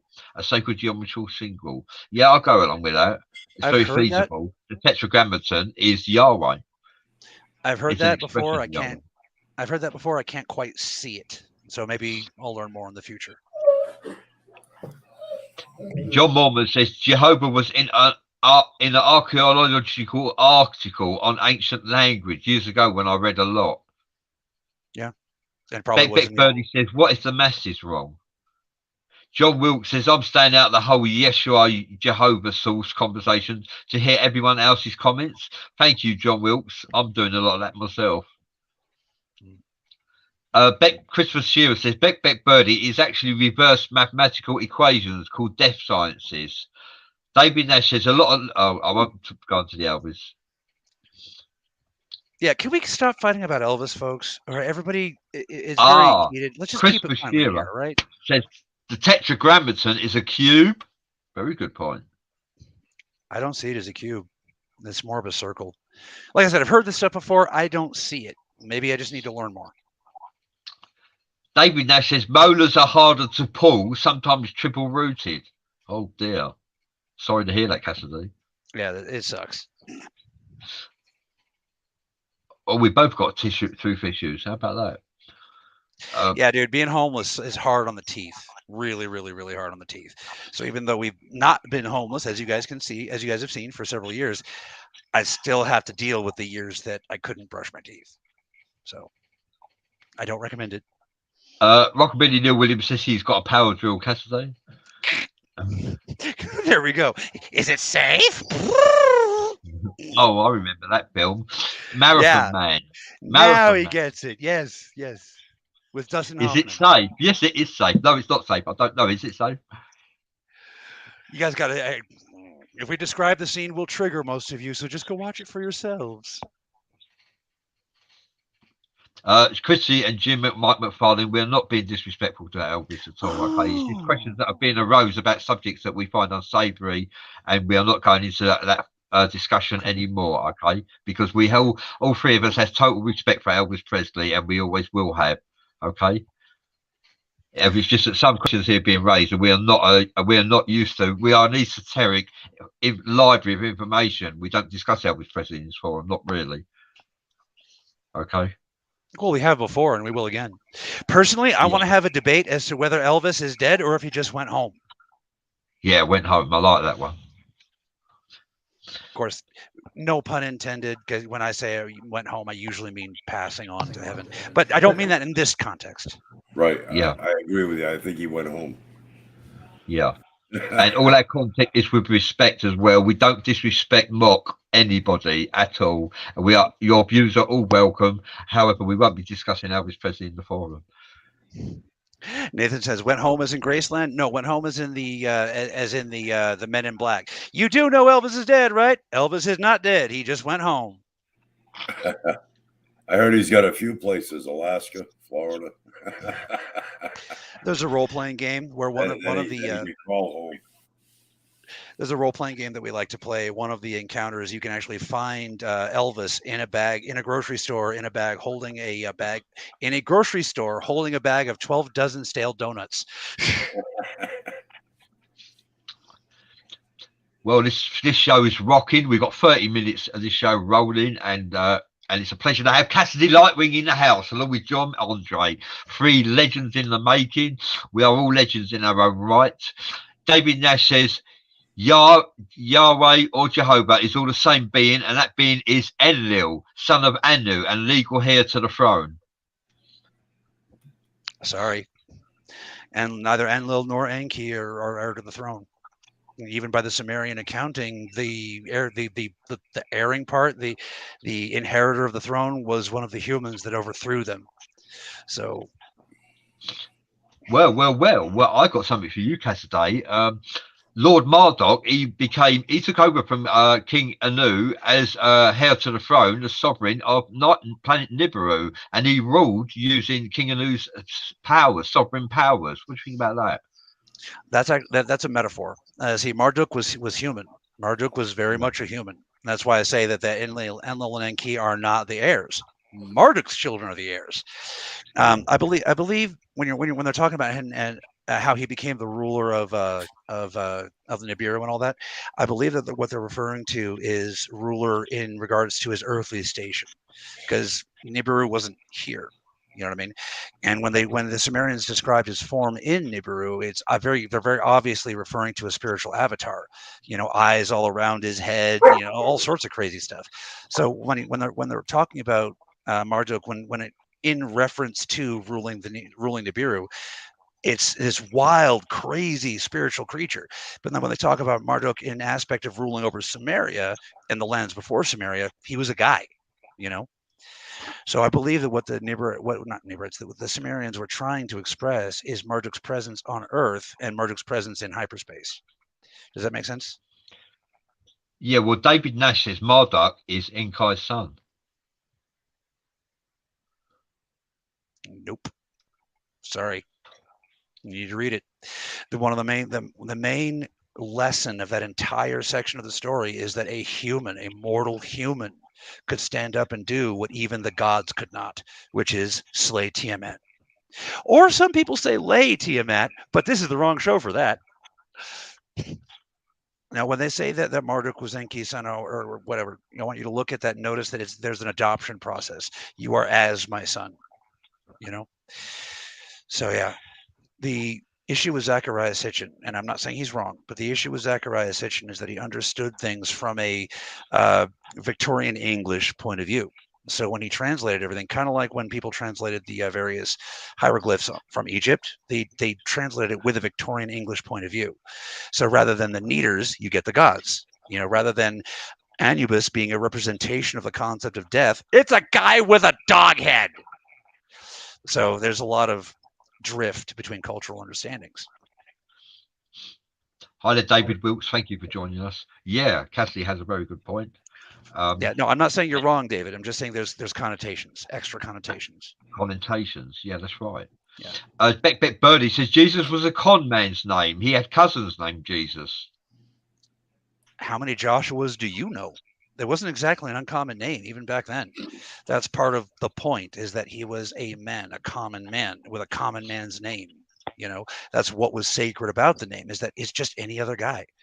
The whole point of there is that you too can walk that path. You know, you want to learn to do Jesus powers. Cool. Walk the path. You want to have a good life, have a happy life. Walk the path. You want to have children. You want to have these wholesome things. Walk the path. If Josh can do it, you can. Yeah, that's right. That's right. We can all strive to be Christ-like. You don't have to be religious to follow a Christian path. You don't have to be religious. You don't have to be religious to follow the path of the prime creator source. You have to be religious to follow the God of the Bible, apparently, allegedly. Yeah, well, that's what they tell you because they want your money. That's called dogma. Dogma and faith, not the same thing. Yeah, dogma and faith. I like that. That's not the same thing. No, I agree with that. Bobby Stoikowski says, is the Queen related to Dracula? I don't think so, but we'd have to check the line. The Queen is actually German. That's one of the messed up secrets. The Queen is actually German, so it's possible. I mean, the Germanic nobles mixed with the Carpathian nobles. I'm not writing it off. Good point. Maybe. Good point, Kathleen. Yeah, the Queen is Germanic. Yeah, and that is isn't Dracula Slovakian? No, what country is he? Slovakian? No, he's from Wallachia, which is a Where? region in modern day Wallachia. Oh, okay. Or it's spelled Wallachia, but it's pronounced Wallachia, and it's a region in modern day Transylvania, Romania. Yeah. So. Well, but yeah, we've all heard that Dracula's from Transylvania. Transylvania is what that entire region used to be called. Transylvania basically means the land of the forest, you know, Transylvania. So Wallachia was one province within Transylvania. Does that make sense? Yeah. Yeah, that does. Bobby Sorkowski said karma is described as a will. Cool. I can see that. Beck Birdie says the Jehovah's Witnesses are adamant that his name is Jehovah. Yeah, no, the adamant that Jehovah, the God of the Bible, his name is Jehovah, but they're not Jesus. I'm sure I'm right. Jesus is the son of Jehovah. Like most, according to the legend, yeah, like most organizations, the Jehovah's Witnesses have layers of truth and secrecy. You start to learn the deeper secrets when you start getting groomed to become an elder. So yeah, which I was. For those of you who know the Jehovah's Witness rituals and whatnot, yeah, I ate the wafer.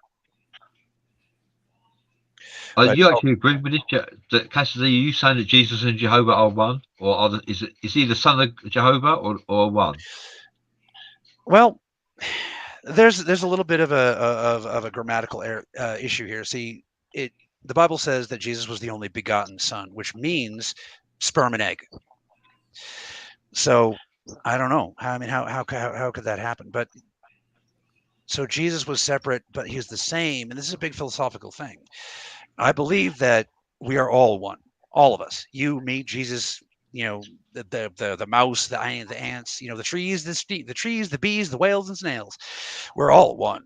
You know, I mean, Jesus himself said, "I am my Father. My Father is me. I am you. You are me." People just like to leave out the last part because you can't make any money that way. You know. Yeah. So out of his own mouth, we are all the same being, all of us. He did not stutter.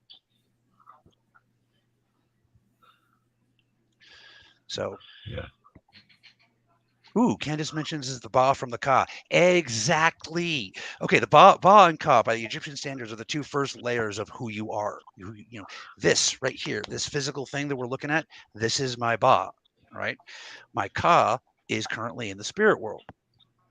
And it goes up from that. There's like 9 levels. So yeah, when you're understanding the body and the spirit are separate, but also the same, kind of like your heart is part of you, but it's not all of you, you know. Understanding that helps us a great deal.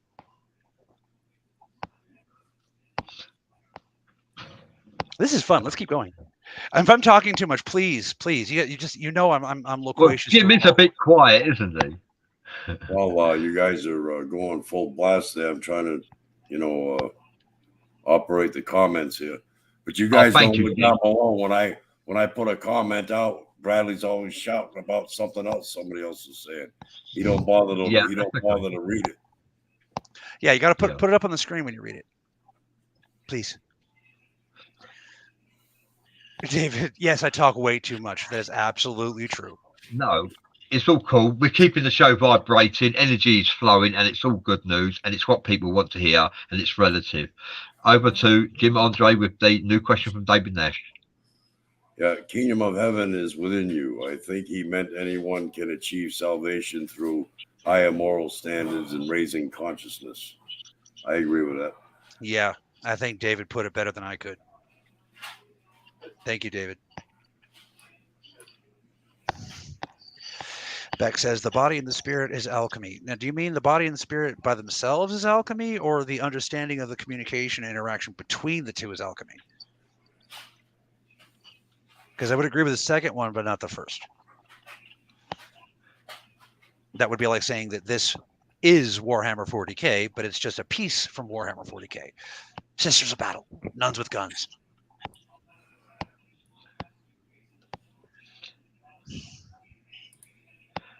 So I've lost my comments.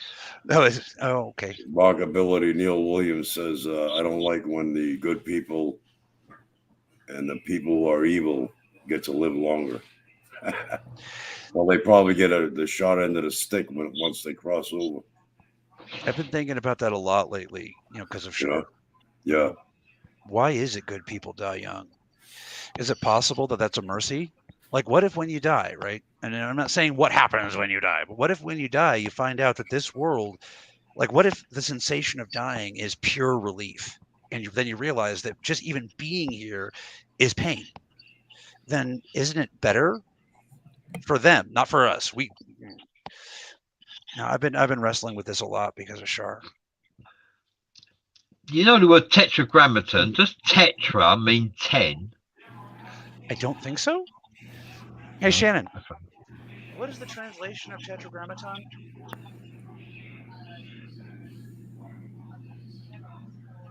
For writing. Well, Bobby tetra is 4. Scorecasting says great show, guys. Very interesting content. My opinion is death is merely a transition. It's not an end. It's just a transition. Right. Okay. So what Shannon says what tetragrammaton means is 4 letters making a symbol. I think I heard it right. I got headphones on. Yeah, Shannon would know. Shannon's the smart one in this relationship. I would like to get Shannon on this show if she wasn't be too shy. Oh, she's up to being on the show, just not right now. She's still mourning. Okay, yes, sweetie? Cool. Yeah, okay. Oh, okay. The tetragrammaton is the Hebrew word for God translated into the 4 letters YHWH. Nice. Did you see? You guys see why I married her? Ray, thank you. Ray wrote it down right as he said it, Shannon. Bobby Stossevsky says the church is responsible for many atrocities in history. Yeah, but I'm not sure it's the church so much as just mankind. I'm pretty sure if you could wave a magic wand and erase religion, all the atrocities would remain, but they would just be dumber reasons. Like the Crusades would have still happened, but it was because we wanted bread. What? I don't think humans need a god to make them do atrocities. And that's just humans, any biological. What was that? I like your Cockney accent, actually. It's quite good, yeah. Thank you. Yeah, that's what got him the place, his position. Yahweh, Jehovah, Metatron are all names of the same collective, which there are 73 names for that entity. As Christopher Shearer, from what my understanding, there is 72 names of God. 72 names compiled together form the name of God, not 73, but we all had different understandings and beliefs. I read a story once where this alien race were trying to calculate the name of God, and the purpose of calculating the name of God, it was like this crazy long number. They needed Star Trek computers to do it. But once you could calculate the name of God, it would reverse existence and send everybody back to source. It was a really weird book or story. It wasn't a whole book. Well, that's what God is the source, the essence. Yeah. Christopher Scherer says, I have to stress the fact that in church we only learn about 7 heavens when there are actually 15. I don't think it's a good idea to, and it's just my opinion, I don't think it's a good idea to express the heavens and the hells in terms of numbers. I think that, and again, just opinion, I think that sets up like a false idea, about what they are. Beck Birdie says the body and the spirit is alchemy. Lost respect. Alchemy, the body and the spirit. I never heard that one before. I haven't either, but see, I learn as much from you guys, Actually, I probably learn more from you than you learn from me. David Nash says 7 levels of heaven is a Catholic idea. I don't know. The 7 levels of heaven and 9 levels of hell were introduced not from the Bible or any religious or spiritual source, but rather from a fiction called Paradise Lost that was that was written specifically to question and criticize the Catholic Church. It's possible those ideas existed before, and that's why he put them in the book. And that's what I'm asking you. Did they exist before the book? Well, the occult suggests that there are 7 realms of hell. And I assume that from 7 realms of hell, there must be 7 realms of heaven. David Nash says 7 levels of heaven is a Catholic idea. Christopher Scherer says the 7 densities of the chakras compared to the 15-dimensional fields. Okay. All right. That makes some sense. Now that makes sense. That's not arbitrary. I like that. Thank you. Well, but on the number of hells, you look at the Chinese. The Chinese religions have 10,000 hells, literally 10,000 hells. They say the 10,000 hells as an expression. Wow. So it's, how many realms are there really? Who knows? None of us, I don't think any of us have the ability to calculate that. And I think if you did, your brain would explode. Yeah. Yeah, Shannon Boomgarden's never called herself a victim. She's fought through some pretty crazy shit, but she's never referred to herself as a victim. And she rejects pity. So I wouldn't claim that she's, I am going to talk about that one. I wouldn't claim that she keeps calling herself a victim. If you believe that what she went through was bad and she shouldn't have gone through it, sure. I agree. But she doesn't do self-pity. Not where I've seen anyway. Sorry, I had to mention that one.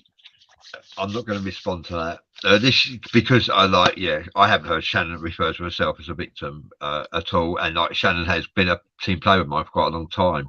Right. And I'd like to say this show is rocking and rolling. We have an excellent amount of ratings on this show. We're doing really well. It's fun to be here.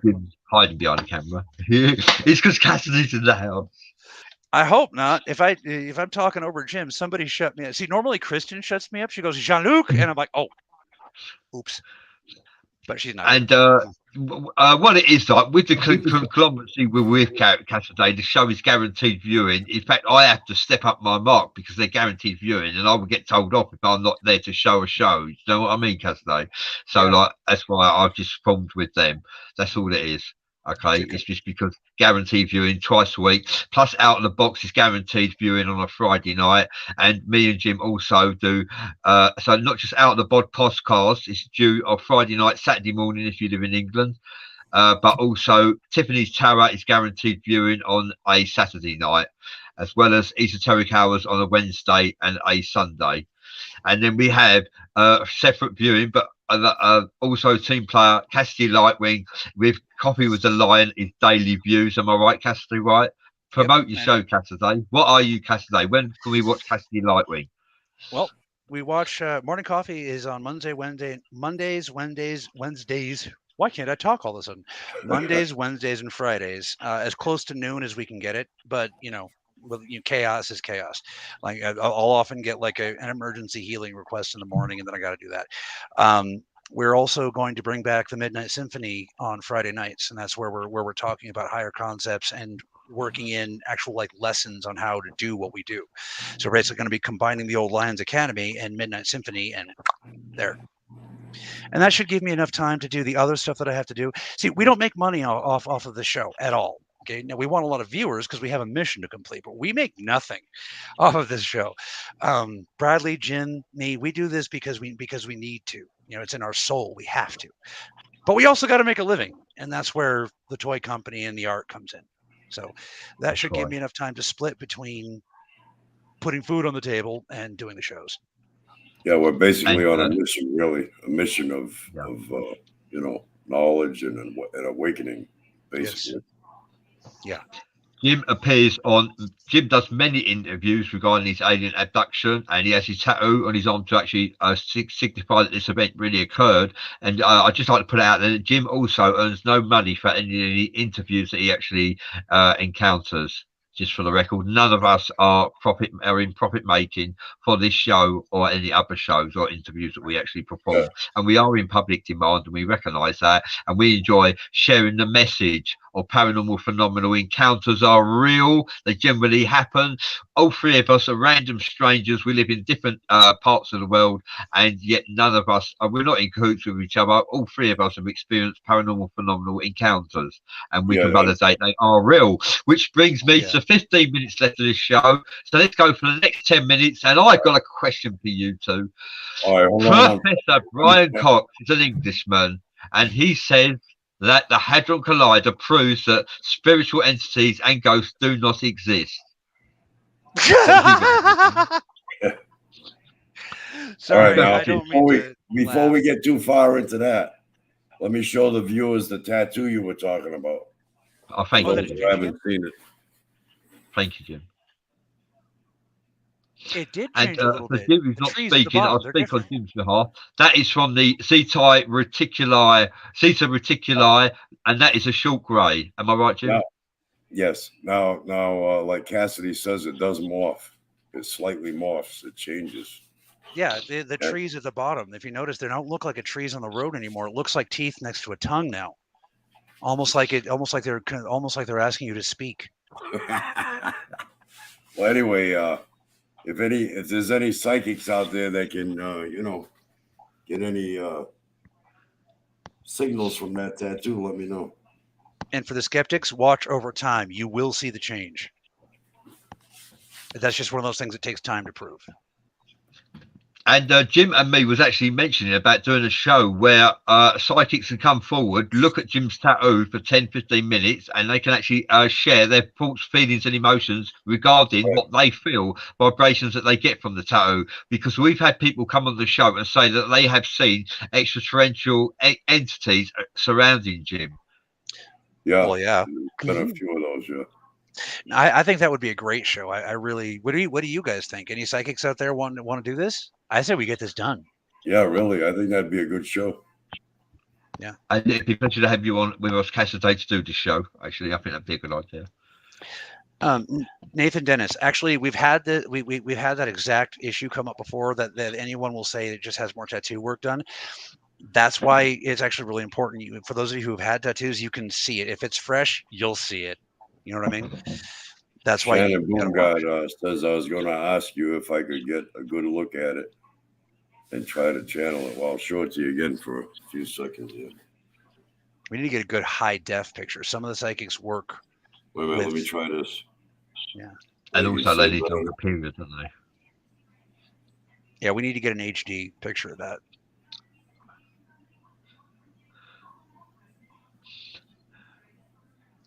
Wow. Nicola, yeah, that's exactly what we're trying to set up right now, is getting a good height, like 4K picture of that. I'm not psychic, but I do work with light waves. I can see stuff through pictures if they're high enough resolution. I can't see through this. This is not high enough resolution, but I'm not psychic.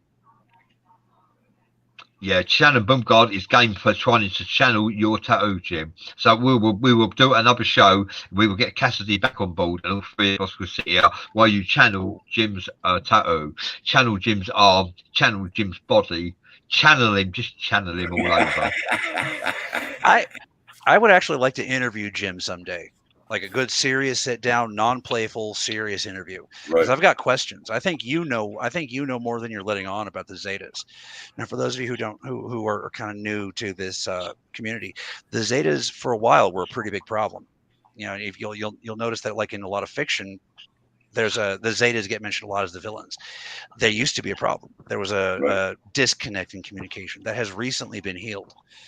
So I think you know more than you're letting on about Well, that. yeah, and you're right in that respect because I've said before that there are things that I do know that I can't say at this time because it's not the proper time to reveal it. Right, and I respect that. But I'm a cat, so the curiosity is killing me. I think that'd be a good idea to have Jim on Esoteric Hours as well to be interviewed. I think I have interviewed Jim not a long time ago. It would be good to have Jim back and interview because many of you watching know about Jim being an alien abductee and you've seen the tattoo, but you don't really might not know his story. So I think interviewing him and having Cassidy back, we could interview him together, interrogate him. That'd be a good show, yeah. Yeah, we'll do that. We'll make that a date. Get people seeing Cassidy with us, you know. It's all good, you know. And I'd just like to say, we've got less than 10 minutes left. Commemoration. I'd like to say, I'm sorry about your daughter Cassidy, and all I ask is that you manage to grieve successfully and get through this. How long is grieving? Grieving as long as a piece of steam, you know? But remember, you did your best, and you got cherished memories to treasure for all time from Shah. That's what you must remember. And no Shannon is right. She says, I feel strongly that if we put it under different colored lights, we would see different things. And she's right. I agree. I already had that done in Photoshop with a Photoshop expert. Yeah. I would like to link up with, I think they're calling it Mackinville Paranormal now. It used to be Parafam, and before that was Global. Right. Whatever we're calling ourselves now, I think that that could be a joint project because they have the gear. And if they don't, Robert Humphreys can invent it. Freaking real life Egon Spangler over here. Yeah, that would be great. Yeah. Yeah. So I'm like, I'm talking. I want to get a spectrograph on that sumbitch. Right. Oh, sorry, I cussed. That's all right. They got a bleep, all right. They can bleep out. Yeah. We've got like 7 minutes left. Jim, we've hogged the show. Is there anything you'd like to say, Jim? I'm all set. I'm going with the flow. Oh, Jim, I've got a question for you. The Hadron Collider proves that ghosts and spiritual entities don't exist.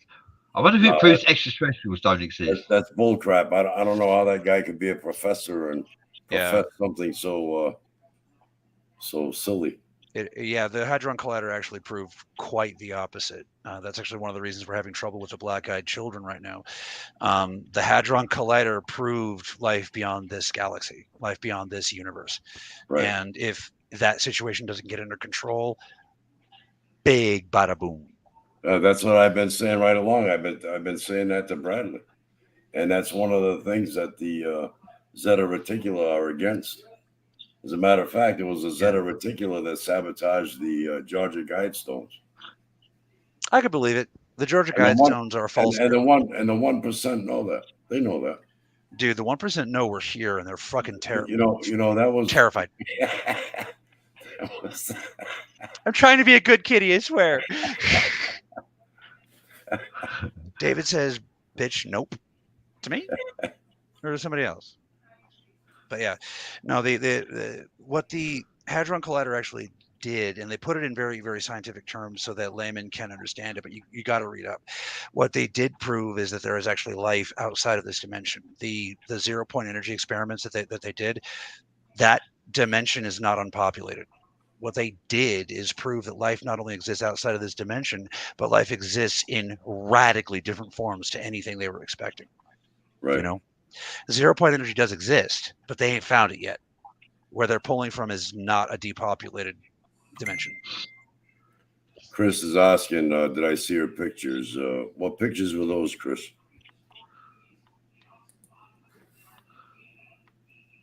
So I didn't mean to laugh at you, bro. It's just the situation is so serious. I actually wish that were the case. I really do. The whole world, this world and this existence would be so much easier if the universe was a little less complex. Yeah. So. Oh yeah, David, the kind of camera that picks up auras. Yes, good idea, David. It's called a Kirlian camera. Yeah, Kirlian. I got it right for once. Yeah, it's called a Curlian camera. And once we can get enough of a budget going on through Bleeding Violin Studios, then we'll be getting one. Well, again, like I said at the beginning of the show, Hope Happens Toys is live again. You know, right now we're just little game pieces for now, but we're expanding. You know.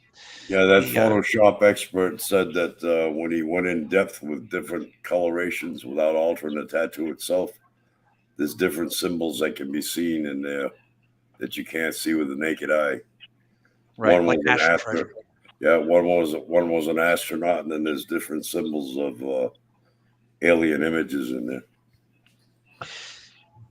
I haven't seen it, but I'm eager to. I can believe it. Yeah. You know.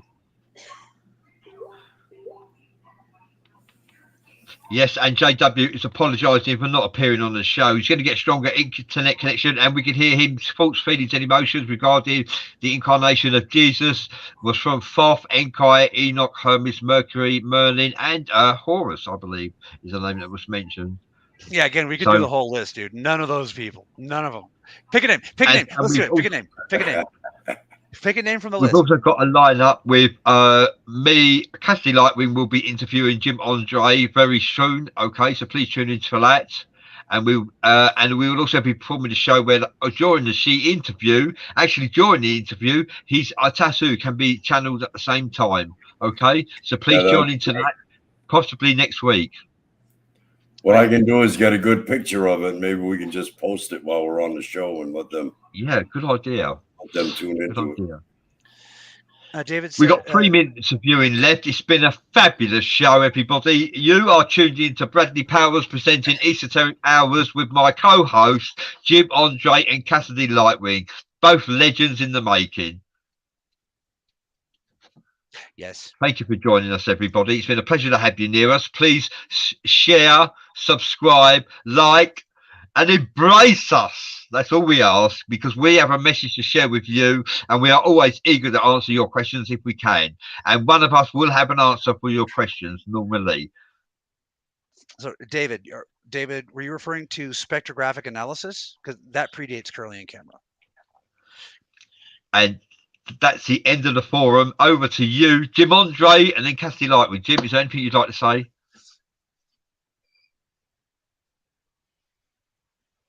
Oh, God. Hello, darkness, my old friend. I can't hear Jim again. Jim says it's been a pleasure to appear on the show, and he loves both of us. I love you too, Jim. And Jim will be back with me on Wednesday next week. Okay, so please tune in again. Bobby Sorkeski says it's an excellent show, Bradley. We've got less than 2 minutes left. David Nash says, I'll Google it. Yeah, David Wilkes, Tesla. Thanks, guys.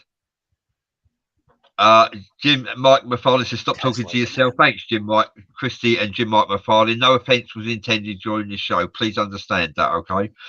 Over Cassidy Lightwing, is there anything you'd like to say, Cassidy? Just remember that we're all in this together. You know, as the awakening happens, we're going to get people claiming to be this and that, and from here and from there. It doesn't matter. We're all here in this situation together. We are going to survive as one, or we're going to not survive as one. So be kind, you know, because it's not the other person you're hurting, but rather yourself.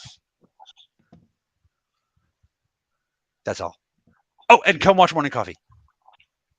Yeah. Tune in to Cassidy Lightwing's Morning Coffee, which is due when? Monday. Yeah, we'll be back next Monday. I'm taking the next week to continue mourning and to finish getting Hope Happens Toys set up. And then once that will be next Monday. Yeah. Thank you, Christy and Jim Mike McFarlane says they enjoyed the show. David Wilkes says great message. Shannon Bumgar says love you guys, great show. Oh, thank you so much, everybody. It's a pleasure to have you all near us. We have less than 10 seconds left. So it's goodbye from Bradley Powers, goodbye from Jim Andre, and goodbye from Cassidy Lightwing, the Lion. Bye-bye. Whoop, whoop. That was a damn good show.